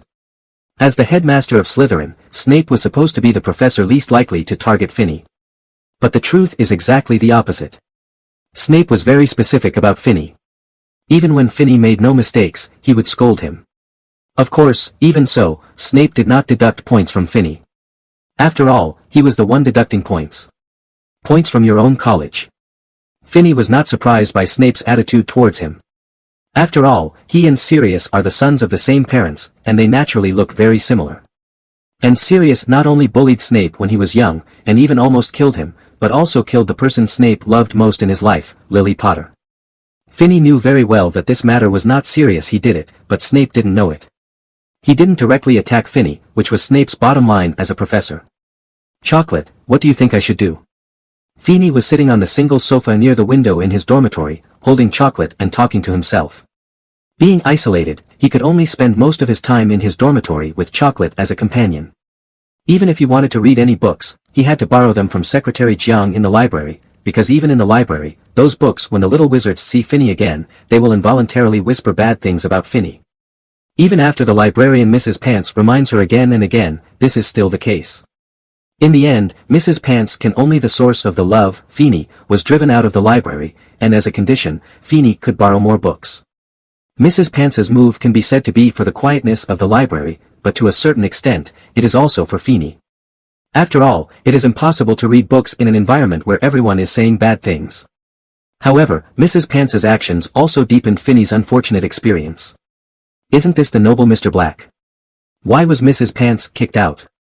Why don't you also go to the Ministry of Magic and tell them that Mrs. Pants bullied you? A rough, disgusting taunt came from behind Finny when he was kicked out of the library. It is Marcus Flint, a second-year student in Slytherin. He is different from other little wizards. He is very tall and rough, which makes people look malicious. This made Finny have to wonder if he had the blood of a troll, otherwise why would he be so talented at attracting hatred? Finny, who had just been kicked out of the library, was still in a bad mood even though he knew that Mrs. Pants's choice was not wrong. At this time, Marcus came over to ridicule, which also gave Finny a good way to vent his anger. His right arm straightened, his fingers suddenly opened, and the wand tied to the inside of his right forearm shot directly into his hand. This is the latest product from Madame Malkin's robe store. When paired with the wizard's robe, it can be used to quickly draw out the wand for use in battle. As Finny, who has customized a large number of clothes from her, naturally got one as soon as the product came out. After a simple experiment, Finny found that this thing worked really well, so he kept it with him. Unexpectedly, it would come in handy at this time. Finny's movements were so fast that Marcus and his followers didn't even realize they had the wand in their hands. The wand flew in the air, and the two tapestries on the wall at the entrance of the library turned into two ropes to tie Marcus up. What are you doing?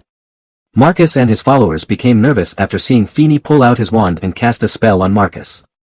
It's not like they have never mocked Finny before, but because of the rule of not casting spells in the corridor, Feeney has never taken action against them. Otherwise, they would never dare to provoke this guy who easily defeated many young wizards in traditional ceremonies. However, at this time, Feeney cast a spell, which frightened Marcus and others. After all, they were just 12-year-old children. Faced with fear, they all cried bitterly. What a shame! Feeney curled his lips, looking down on the Slytherin students in front of him. As the most noble academy disciples, they can actually do such a shameful thing. They are indeed the best representatives of simple minds and well-developed limbs. With a flick of the wand, Marcus and the others were left on the side of the corridor by Feeney. He ignored them and let the books he had just borrowed from the library float behind him. He raised his feet and walked towards the Slytherin lounge. Go! The scene that happened in the corridor quickly spread throughout Hogwarts. At this moment, the young wizards finally understood. It turned out that the black they had been mocking, rejecting, and isolating was actually such a powerful wizard. Fortunately, he had never known him before. The feeling of luck suddenly emerged in the hearts of almost all the little wizards. In the days that followed, Feeney's isolation did not improve at all, but no one would deliberately trip up Feeney, ridicule him, or say bad things about him behind his back. This result made Feeney a little dumbfounded. Before, he worked frantically to add points to the college, but he only gained the favor of most professors, and had no effect on the attitudes of the young wizards. Unexpectedly, just when he was in a bad mood, he taught the idiot who provoked him a lesson, and his situation improved so much. Dumbledore was also shocked by this incident. He thought that Feeney might take action, but that idea was not a good ending, because Feeney finally stopped hiding his heart under the exclusion of many people, and began to be furious, beating and hurting classmates. Instead of Feeney resisting when he was bullied and had no other choice, and changing his situation. This did not meet Dumbledore's original idea. In his original idea, Feeney would become depressed in isolation and exclusion, and then he or a professor would take action, and Feeney would feel the warmth of love. After all, Feeney is an orphan, and talented orphans always remind Dumbledore of Voldemort Tom Riddle. However, the current situation makes Dumbledore very worried, because he is afraid that after knowing the effect of force, Feeney will start to act recklessly and become the second Grindelwald. However, Dumbledore had not intervened in the spread of rumors about Feeney before, but chose to stand by and watch. He couldn't say anything to Feeney at this time. Are you saying that you should stop using magic on your classmates in the future? They reject you and ridicule you, so you have to endure it and guard it. Even if they attack you, you can't do it. Isn't this a joke? Dumbledore knew very well that Feeney had never been a kind person. You know, the reason why so many people in the wizarding world hate and reject Feeney is because when Feeney reported the Death Eaters before, he not only reported many heads of pureblood families, but also reported some young Death Eaters. Many of those people are older, and they are also beings that pureblood families regard as their hope for the future. In this way, Feeney was sent to Azkaban. Those families have no choice but to save the head of the family, so naturally they have no other interests to save the younger generations. Moreover, the information reported by Feeney also caused the descendants of 2 pureblood families to be punished with the Dementor's kiss. You know, except for a few families in the magic world, almost all families are inherited from the same line. It can be said that Feeney's behavior indirectly made those 2 families extinct. Can those families not hate him? When Dumbledore first learned that Feeney had reported other families, he just thought that Feeney was trying to hold them back and temporarily relieve his own family's crisis. However, after Feeney reported everyone, Dumbledore realized that Feeney not only bought himself time, but also took revenge on all the families who wanted to take action against him. How can such a person be a kind person? Therefore, Dumbledore no longer has the ability to intervene in what is happening now. After all, Feeney is actually the victim, and the perpetrators are most of the young wizards in Hogwarts at this time. It is a common saying that the law does not punish the public. However, when the people who need to be dealt with occupy almost all the people, even if Dumbledore wants to deal with it, there is no way. After all, he couldn't force everyone to accept Feeney and be kind to him. After all, even he himself was wary of Feeney, a young wizard from a pureblood family with rich heritage. As the oldest and richest family in the magical world, no one knows how many secrets of the magical world it hides behind its back. Even how many great wizards there are in the Black family, and even it is unknown whether the legendary wizard is still alive. And Feeney inherited all this reasonably and legally, how could Dumbledore not be wary of him? In short, everything that happened now made Dumbledore feel powerless for the first time. Also aware of these problems was Snape, the double agent of Voldemort and Dumbledore. I told you, what you did was wrong. Snape still said to Dumbledore with an indifferent expression. Dumbledore smiled bitterly. I admit that I did something wrong in this matter, but what can we do to improve the current situation? There was a rare emotion on Snape's face. So, you are just watching the situation in Hogwarts deteriorate? Dumbledore shook his head and said. I believe the love of our professors will change everything. Snape was very disdainful of this. Love? You keep talking about love, but I have never seen the power of love. Dumbledore looked at Snape with a responsible expression, stood up from the chair behind the table, and gently stroked Fawkes, the phoenix beside him. Severus, you know very well that Harry can survive only because of Lily's love. Hearing this, Snape, who was already in a bad mood, became even more angry. He stood up from the chair suddenly, put his hands on the table, leaned forward slightly, and stared at Dumbledore with his eyes. As if gritting his teeth, he said in his deep voice. It's because of your so-called love that Lily died. Severus. Dumbledore looked at the angry Snape in front of him and didn't know what to say. When Snape knew that Voldemort was going to take action against the Potters, he found him and said that he was willing to do anything to exchange for Lily's safety. Because of his own negligence, James' arrogance and mistrust, the villain caused the death of the Potter family. And Lily also used the spell she once told her to protect their child Harry. However, this incident has been a thorn in Snape's heart since that time, a thorn that can never be removed. That was the last time he hugged that girl after so many years. From then on, Snape's Patronus changed into the shape of a deer because that was what Lily's Patronus looked like. In the end, this conversation ended with Dumbledore and Snape breaking up on bad terms. They still did not get a definite answer about Finney. In fact, whether it is Dumbledore or Snape, they are now eager to solve the problem of Finney. The main reason is because 2 years later, Harry Potter, the so-called savior who they both attach great importance to, will enter the school. But now, because of Finney, Hogwarts is not stable internally. Finney lived comfortably in the following days, or relatively comfortably. After all, compared with the treatment he received at the beginning of the school year, being ignored was the best. His daily routine gradually became fixed. Except for classes, he stayed in the room of requirement on the 8th floor. He even moved his dormitory in Slytherin to the room of requirement. After all, for his lonely life, it didn't matter where he lived, and the room of requirement could provide him with a place to practice magic. Maybe it was because the professors didn't want Finney to face this kind of isolation all the time. They would ask Finney as many questions as they could in class to give him extra points, although this might cause their own college to lose the college cup. Even Professor McGonagall, who valued the college cup, kept giving Finney extra points, because she knew very well that only if Finney kept scoring, his life in Slytherin would not be so bad. That poor kid, I really don't know how he lived alone in the past. Even Jonathan, a professor who claimed not to ask questions in the first class of the semester, would find various reasons to give Finney extra points. Well, the professor's behavior did not improve Finney's environment, but helped him open several college treasure chests. Inside the academy chest are gems, library passes, and some magic. Of course, the specifics are random.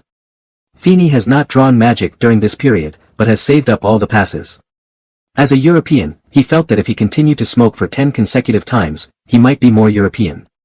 During this time, the Academy treasure chest not only gave Finney a lot of passes and gems, but also gave him an extra mission. There is a very obvious difference between the magic in the wizarding world today and ancient magic. As the 4 powerful wizards who created Hogwarts, the earliest magic school in Europe, there is no doubt about their power. So these 4 powerful wizards, did the wizard leave some legacy of ancient magic?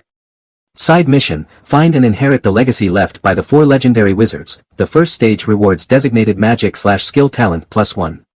This mission has been given by Finney for a long time, but he still has no clue. In fact, it is wrong to say that he has no clue. At least he has some general ideas about the inheritance of Slytherin. The Chamber of Secrets, opened by Harry in his 2nd year in the original book, contains a 1,000-year-old basilisk. As a secret room left behind by Slytherin, it is a bit wrong to say that there is only one basilisk in it. After all, a legendary wizard should not only leave behind some magic items, but also leave some magic inheritance. Therefore, the legacy left by Slytherin is most likely in the Chamber of Secrets. Finney didn't remember the secret room very clearly. He only remembered that it was in a bathroom, and that he needed Snape's voice to open it. Although he didn't remember how Harry got in the end, Finney was not in a hurry about the Slytherin inheritance. If nothing else, he wanted to keep this inheritance for the end. The 2 days before Harry entered the school year, he planned to find the inheritance of the other 3 people first. It's not that Finney has no clue about the inheritance of these 3 people. Speaking of Ravenclaw, Feeney's first thought was the Room of Requirement. This wonderful room was built by Ravenclaw. Hufflepuff is the kitchen. After all, this is a wizard who invented a lot of life spells and is proficient in making food. Similarly, Hufflepuff is also the favorite house to eat. As for Gryffindor, Feeney was a little confused. He didn't leave much behind. He only had a sorting hat that he once owned, and there was a sword in the hat. The sword couldn't be his inheritance, right? If that's the case, Feeney doesn't think he can pull it out. Even if he can pull it out, Feeney doesn't think he has a chance to touch the sorting hat. When his affairs spread throughout the castle overnight, Feeney knew very well that Dumbledore didn't want to care about these little things of his own. The act of giving the pendant to him in the first place allowed him to help cast the loyalty charm and continue to do so over the years. It was enough to talk about some magical knowledge through correspondence. Trivial matters such as his situation at Hogwarts were obviously not what the greatest white wizard needed to pay attention to. In the end, Feeney decided to look for Ravenclaw's treasure first. After all, he was living in the Room of Requirement at this time, so he stood up from the sofa, opened the door and walked out. "I need Ravenclaw's treasure." Feeney recited this sentence silently and walked in front of the tapestry on the 8th floor 3 times. No corresponding door appeared on the wall. Isn't the Ravenclaw heritage here?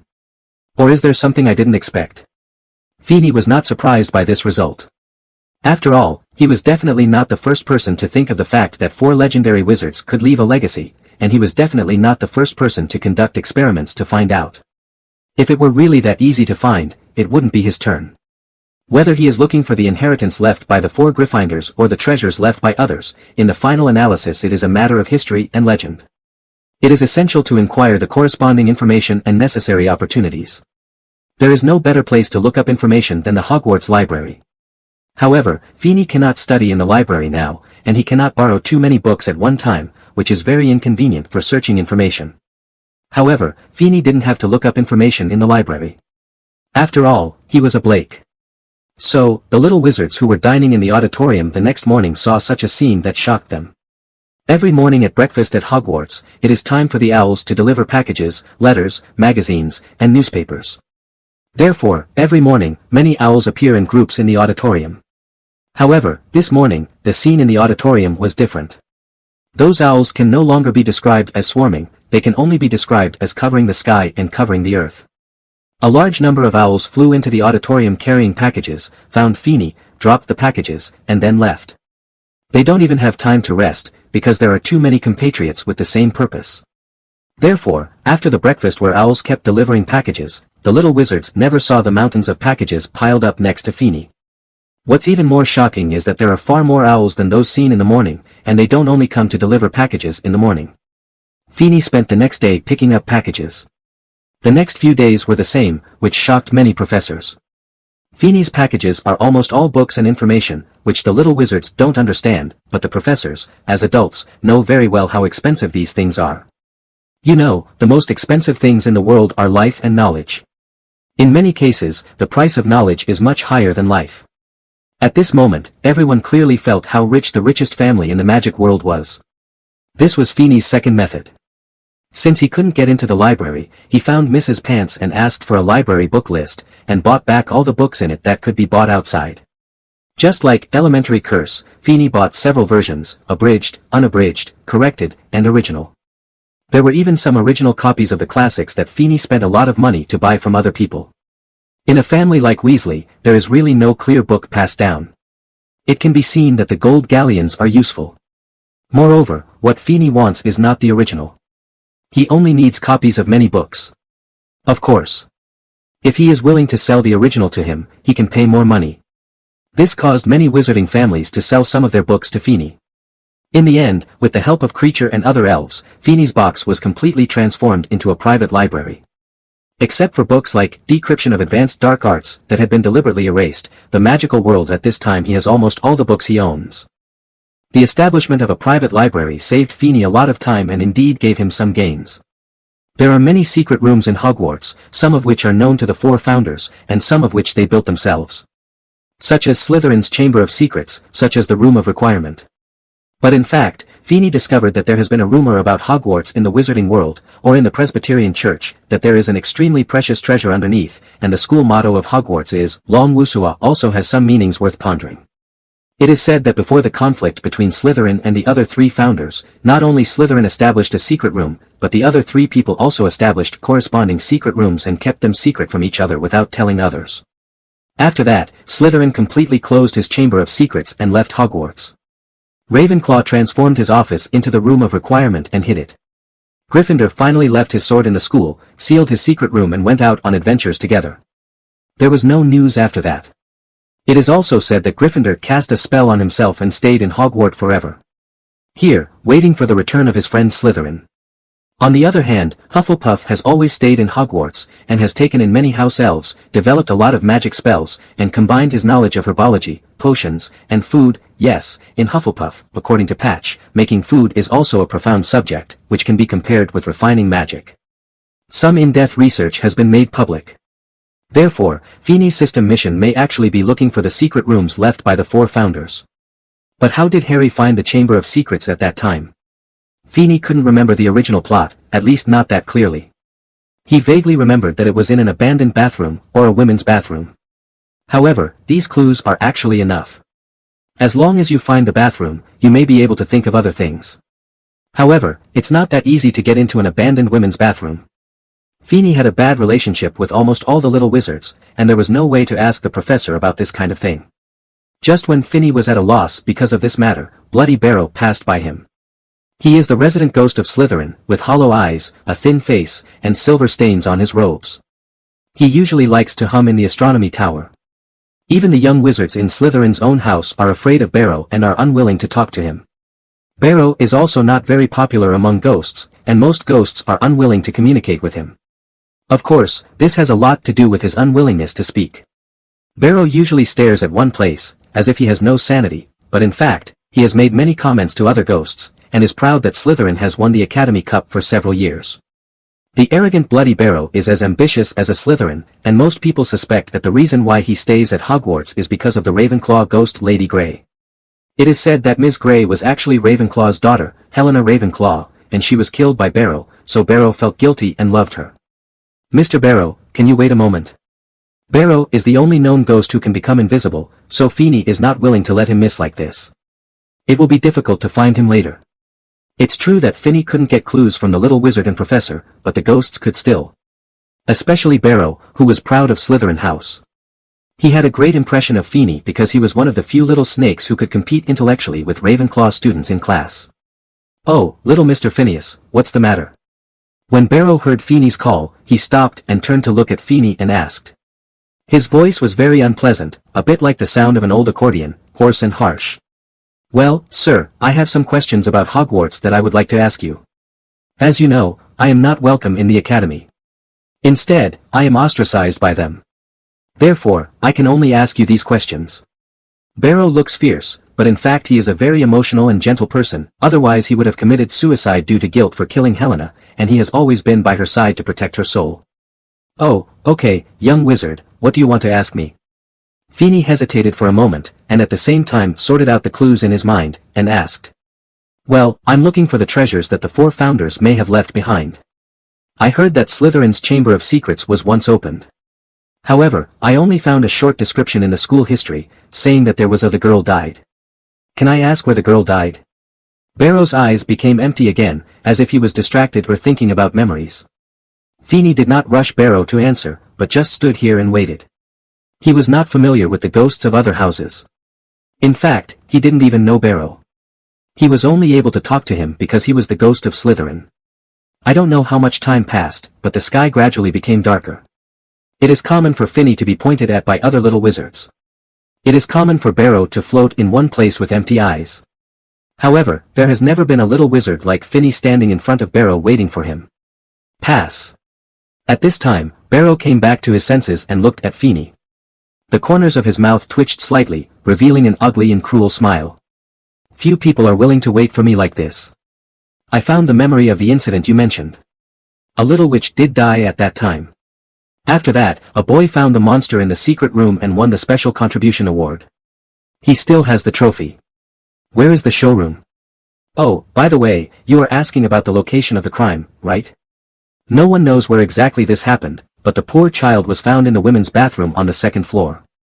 It was abandoned, and the child's soul remained in Hogwarts, crying in that bathroom day and night. Feeney's eyes lit up. He suddenly remembered about the secret room, but he still asked with some uncertainty. "You mean Moaning Myrtle?" Barrow nodded. "Yes, that poor kid." After getting useful information from Bloody Ronnie, Finney said goodbye to him and returned to the Slytherin lounge alone. He did not go directly to the abandoned women's bathroom on the second floor, because he knew very well that even if he did not find anything, he must be watched by others. The person watching him might be the professor or a little wizard. The professor was probably afraid that he would suffer something, and the little wizard was probably because of the request of the elders in his family. In the past few years, those families that were once pitted by Finney because they tried to attack the Black family have almost recovered now. But now that Finney has entered Hogwarts, they have no way to attack Finney directly unless he is no longer in Hogwarts. That is why they let the little wizards watch Finney, trying to find his mistakes, and then put pressure on Dumbledore to expel him. You must know that wizards expelled from Hogwarts can break their wands, that is to say, as long as Finney is expelled, he will be a lamb to be slaughtered. Finney knew this very well, so he chose to return to the lounge and wait for the opportunity. Moreover, a more important issue was that Slytherin's Chamber of Secrets was definitely not something that anyone could easily open. There must be some conditions. In his memory, the original book seemed to have some relationship with Snake Old Tunes. If he remembered correctly, then if he wanted to open the Chamber of Secrets, he could only wait for Harry to come to school in 2 years to find a way. However, apart from the clues about Slytherin's Chamber of Secrets, he had no idea whether the other three had left behind any inheritance or had corresponding Chambers of Secrets. Should he give up this task? To be honest, Finney was unwilling to do so. The rewards of this task itself were very rich. The first stage alone could improve the talent of a designated magic or skill, although it was only one level higher. However, think about it from another angle. If the designated talent for transfiguration was one level higher, then all talents for transfiguration magic would be one level higher. Or if it was one level higher for alchemy, Finney would directly have the talent for alchemy or even learn alchemy directly. Although it was only learning, it was not considered profound, but you had to know that it was something he had never touched before. Moreover, the inheritance itself is actually part of the reward, and it may even bring Finney far more benefits than the reward of the task. Since he is unwilling to give up this task, he can only continue to investigate. In addition to Slytherin, Finney's second choice is Ravenclaw, because if the matter about Barrow is not a rumor, then Mrs. Grey is actually Helena, the daughter of Ravenclaw. Finney is not a person who will act immediately after having a little guess. He usually makes sure that his guess is correct and there will be no other accidents before he takes action. At this time, he is not sure whether Mrs. Grey is Helena. Naturally, he can't ask Barrow about this matter. If Mrs. Grey is really Helena, then Barrow is the one who killed her, and he is also the one who has been pursuing her and admiring her. If Finney really asks, he may offend these two ghosts once and for all. Therefore, he needed to confirm his guess first. So, Finney once again entered a cycle of crazy reading and searching for books, and had no energy to care about the attitudes of other little wizards towards him. So, such a scene appeared in Hogwarts, a little wizard who would hold a book and read wherever he went, and some other little wizards who looked at him with strange eyes. The boundaries between them were clear, as if there was an invisible wall separating them. Finally, a few days later, Finney found some information in an unofficial history about the 4 founders of Hogwarts after its establishment. When Helena was young, she tried to become as smart as her mother, or even better than her mother, to become smarter and more famous, so she stole the crown and fled to Albania. It was a country where mountains and hills occupied 3/4 of the entire land. Except for the coastal areas which were plains, the rest of the place was mountains, hills, and trees. The mountainous environment made it the best place to avoid secular pursuit. At the same time, that place was also one of the places with the most known magical relics. After Helena left, Ravenclaw did not get angry or anxious to look for her, but waited for her return.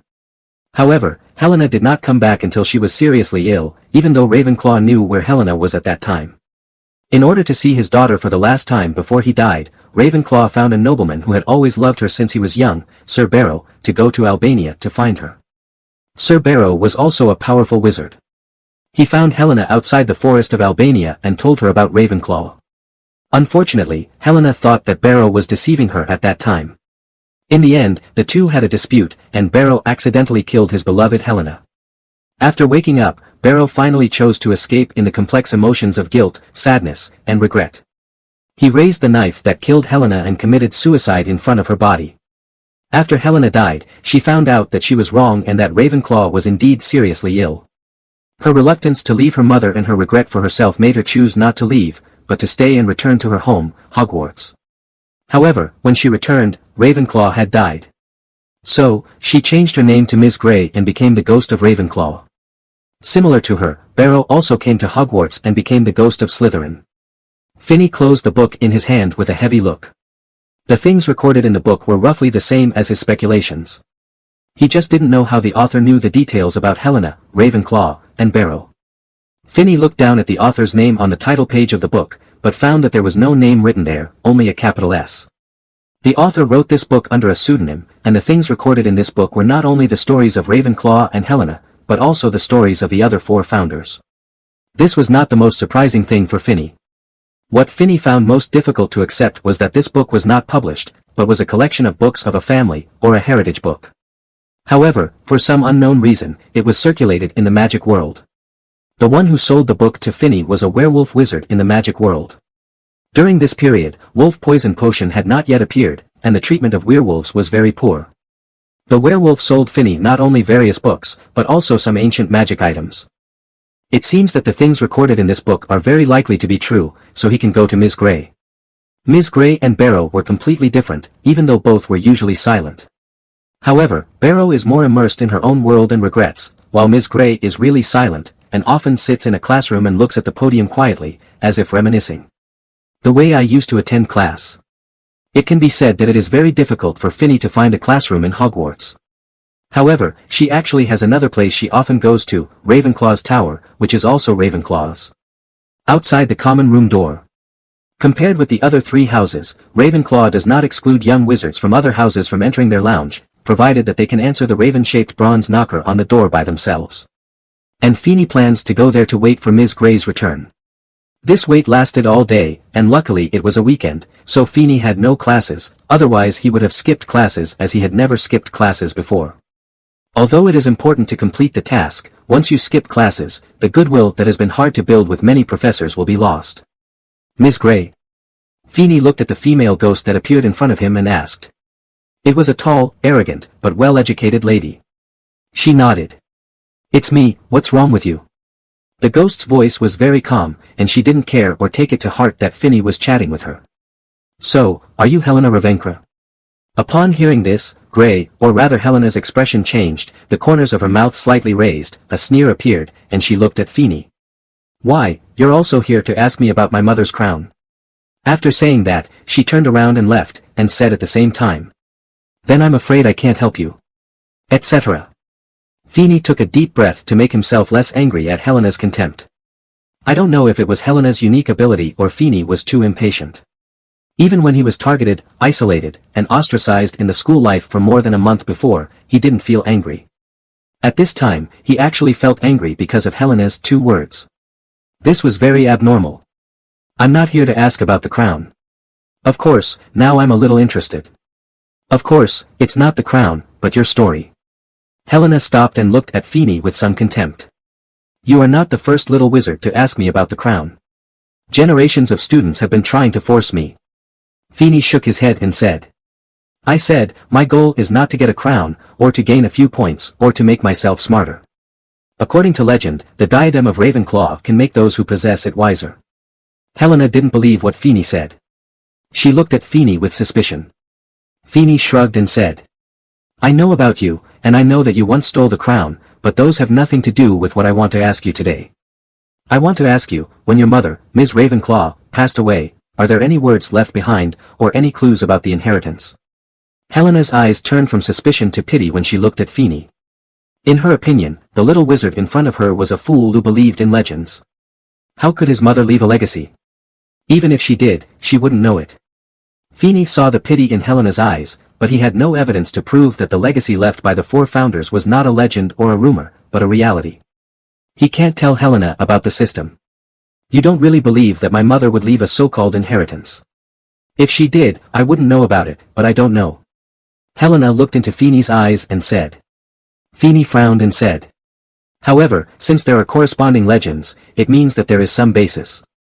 Therefore, the 4 founders may really have left some inheritance and have clues, right? It's like I know about you, you didn't tell anyone else about this, right? Helena shook her head and said.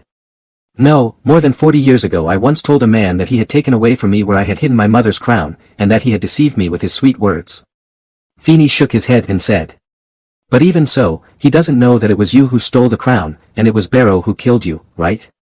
Because of guilt, Barrow always wears the shackles, and even used the same thing he used to kill you to commit suicide. That weapon. Helena looked at Feeney in surprise. She had indeed never said these things, and Barrow would not tell anyone about her affairs. Therefore, the little wizard in front of her really found some clues before coming to find her. But this doesn't prove that Mother left something behind. Feeney nodded and said helplessly. Okay, even if this is just a legend, can you tell me the last words Ms. Ravenclaw said before she died? Helena rolled her eyes and said helplessly. Okay, I remember that the sentence my mother often said was that extraordinary intelligence and wisdom are the greatest wealth of mankind. Feeney nodded. If this is what Ms. Ravenclaw said when she was dying, then perhaps the key to unlocking her inheritance is also this sentence. Thinking of this, Feeney nodded to Helena and said. Thank you, sorry to bother you, then I'll leave now. After he was about to leave, Helena's voice came from behind. If my mother really left something and you found it, please tell me. Helena has always been the little girl who made a mistake but had no chance to make up for it, always. She misses her mother, feels guilty, and misses her. Although what Feeney said to her today sounds ridiculous, it also gave her some hope. Although this hope is very small. Feeney turned around and nodded with a smile. If I really found it, I would take you to see it. Perhaps, Ms. Ravenclaw never blamed you, otherwise she would not have concealed this matter, even the other 3 founders did not know about it before she died. Perhaps, they never knew about it. Helena's body trembled when she heard this, and she asked in a trembling voice. Mother, did she really forgive me? Feeney shook his head and said. Maybe she never blamed you. Hearing these words from Feeney again, Helena couldn't bear it anymore and began to collapse. This ghost that has existed for thousands of years is like a little girl in her late teens, holding her legs, suspended in the air, crying bitterly. Feeney could feel that this was not a cry of sadness, but a cry of relief, as if a big stone that had been floating in his heart finally fell to the ground. Helena Feeney, who looked completely relieved, shook her head, turned around and walked down the Ravenclaw Tower. At this time, the sky had darkened, and there were no little wizards walking around in the corridors of the castle. The quiet environment made Feeney feel uneasy. The constantly moving stairs, the armor standing on both sides of the corridor, the stone statues on the walls and on both sides of the door, the portraits and photos hanging around, all of this. The deep and huge castle and the magical atmosphere floating in the surrounding air only deepened this uneasiness. It was as if there was a hidden beast in front of Feeney, waiting for the opportunity to prey at any time. For the first time, Feeney felt that this castle might not be what he imagined. It was not only the safest castle in the magical world, but also the most dangerous castle in the magical world. Perhaps part of the reason why Voldemort didn't take action against Hogwarts was because of Dumbledore's presence, but now Feeney doubted that it was because he knew what the castle was like. Feeney shook his head and discarded all the messy thoughts in his mind. At this time, all the little wizards should be sleeping, which means that Filch and his Mrs. Norris will start to come out of the cave to look for food. No, they will go out to patrol. Feeney, who knew that he could not be deducted points, naturally would not stay in the corridor, and hurriedly thought about running to the 8th floor of the castle. As mentioned before, Feeney has regarded the room of requirement on the 8th floor as his second dormitory, and it is also the place where he spends the longest time. If you want to return to the room of requirement on the 8th floor of the castle from Ravenclaw Tower, you need to pass by the Office of the Defense Against the Dark Arts Professor, Professor Jonathan, the Office of Professor McGonagall, the Transfiguration Professor, and the Principal's office. Therefore, in order not to be discovered, Feeney deliberately kept himself silent and was very cautious. It was this caution that allowed him to discover such a terrifying thing. His head of house, potions Professor Snape, was talking to Jonathan in his office. I don't know if it was because no one was walking around at this time, or because Snape and Jonathan were a little excited and ignored it. In short, the door to Professor Jonathan's office was not tightly closed, which allowed Feeney to vaguely hear the sounds inside. Jonathan, I know what you are. Although I don't know why Dumbledore allowed you to come to Hogwarts to be a professor, I know very well what you are and how dangerous you are. So, don't let me find out anything about you. An attempt to attack students. Jonathan's sarcastic voice came from the office. Snape, Professor. Why didn't I know you would value the students in Hogwarts so much? Or are you worried about the one who will enroll in Hogwarts in 2 years? Before he finished speaking, he was interrupted by Snape. "Shut up, I'm not worried about him. I'm a professor, so I naturally care about the students in Hogwarts. Jonathan, don't think I don't know. You just went out not long ago, and I also know where you went. What are you going there for? That's good, don't focus on the students." Jonathan laughed. "So, it's not you who values me, but Dumbledore who sent you to warn me, right? It's unimaginable that he, who was once a saint, would now worry about the safety of muggles. Moreover, isn't he forgot, it was he who asked me to wake up from my slumber." "Ha, so you are talking about your business and Dumbledore knows about it, right? I'm not here to deliver a message for Dumbledore, and naturally I don't care about those muggles. I just want to tell you, don't do it in Hog. Something happened inside was, especially after 2 years. After saying this, Snape immediately stopped talking. However, it was obvious that Jonathan knew what Snape was going to say. "So, you still do it because etc." Snape interrupted Jonathan and roared around. "Who's there? Come out." When he heard the conversation between the two, Feeney knew that he couldn't stay here any longer, otherwise something would happen. Sure enough, he left, and Snape discovered that their conversation had been eavesdropped. Of course, in fact, the two of them did not say anything secret that could not be known to others. If there is anything that really needs to be cautious, it is Jonathan's identity. However, no matter how much Snape warned Jonathan, he did not tell him about it. Obviously, he knew that even when there were only 2 of them, it would not be possible. It doesn't mean that he can tell such things. As a former Death Eater, he is the best at hiding himself. After Feeney left the office door, he had been thinking about the conversation between Snape and Jonathan. He knew the original book well, and knew that the professors of the Defense Against the Dark Arts course were not normal people. In other words, the professors of this course all had problems, such as Voldemort, Liar, Werewolf, and Death Eater. He had doubts when he met Jonathan before, but Jonathan really taught things, not a liar, the kind of member of the Ministry of Magic, and was very kind to the students. There was nothing unusual, and he also taught during the full moon, so Finney thought that he might have thought too much. But what he heard today told him that he didn't think too much. Professor Jonathan did have problems, otherwise Snape would not have warned him. Moreover, according to Snape, Professor Jonathan could have taught the Defense Against the Dark Arts course at Hogwarts for more than a year if he wanted to. This was completely inconsistent with the clues Finney knew. You know, this course was cursed by Voldemort, and it was a curse that Dumbledore couldn't solve. And Jonathan should be able to suppress the curse or simply be immune to the curse, which is not something that ordinary people can do. Meow. Just as Finney was thinking, a cat's cry rang out at the corner of the corridor. I read the comments and answered some questions. First of all, the situation Finney faced was not loneliness, but a kind of targeting and exclusion, a kind of cold violence. Loneliness can be solved, but this kind of cold violence, even an adult, no matter how mentally competent, can't stand it. Specifically, you can imagine a couple's Cold War hundreds of times. Finney didn't do nothing before entering school. He did something, otherwise the Prophet's advantage would be gone. Don't forget that he asked Creature to buy many elves back. Finally, the reason why he attached too much importance to the inheritance treasure was because he needed to find a sustenance to let him ignore the exclusion of others. And the rewards are indeed rich. Not counting the inheritance itself, the reward of increasing talent is also worth his current efforts. Disillusionment charm. Finney hurriedly cast the disillusionment curse on himself. There was only one cat still roaming the corridors of Hogwarts at this time, and that was Filch's Mrs. Norris, a cat who, like Filch, specialized in catching nightwalkers. The little wizard's cat who breaks school rules. Ah, dear, is there a little wizard here? As expected, Filch's broken voice came over soon after. Feeney stood there and waited for a while.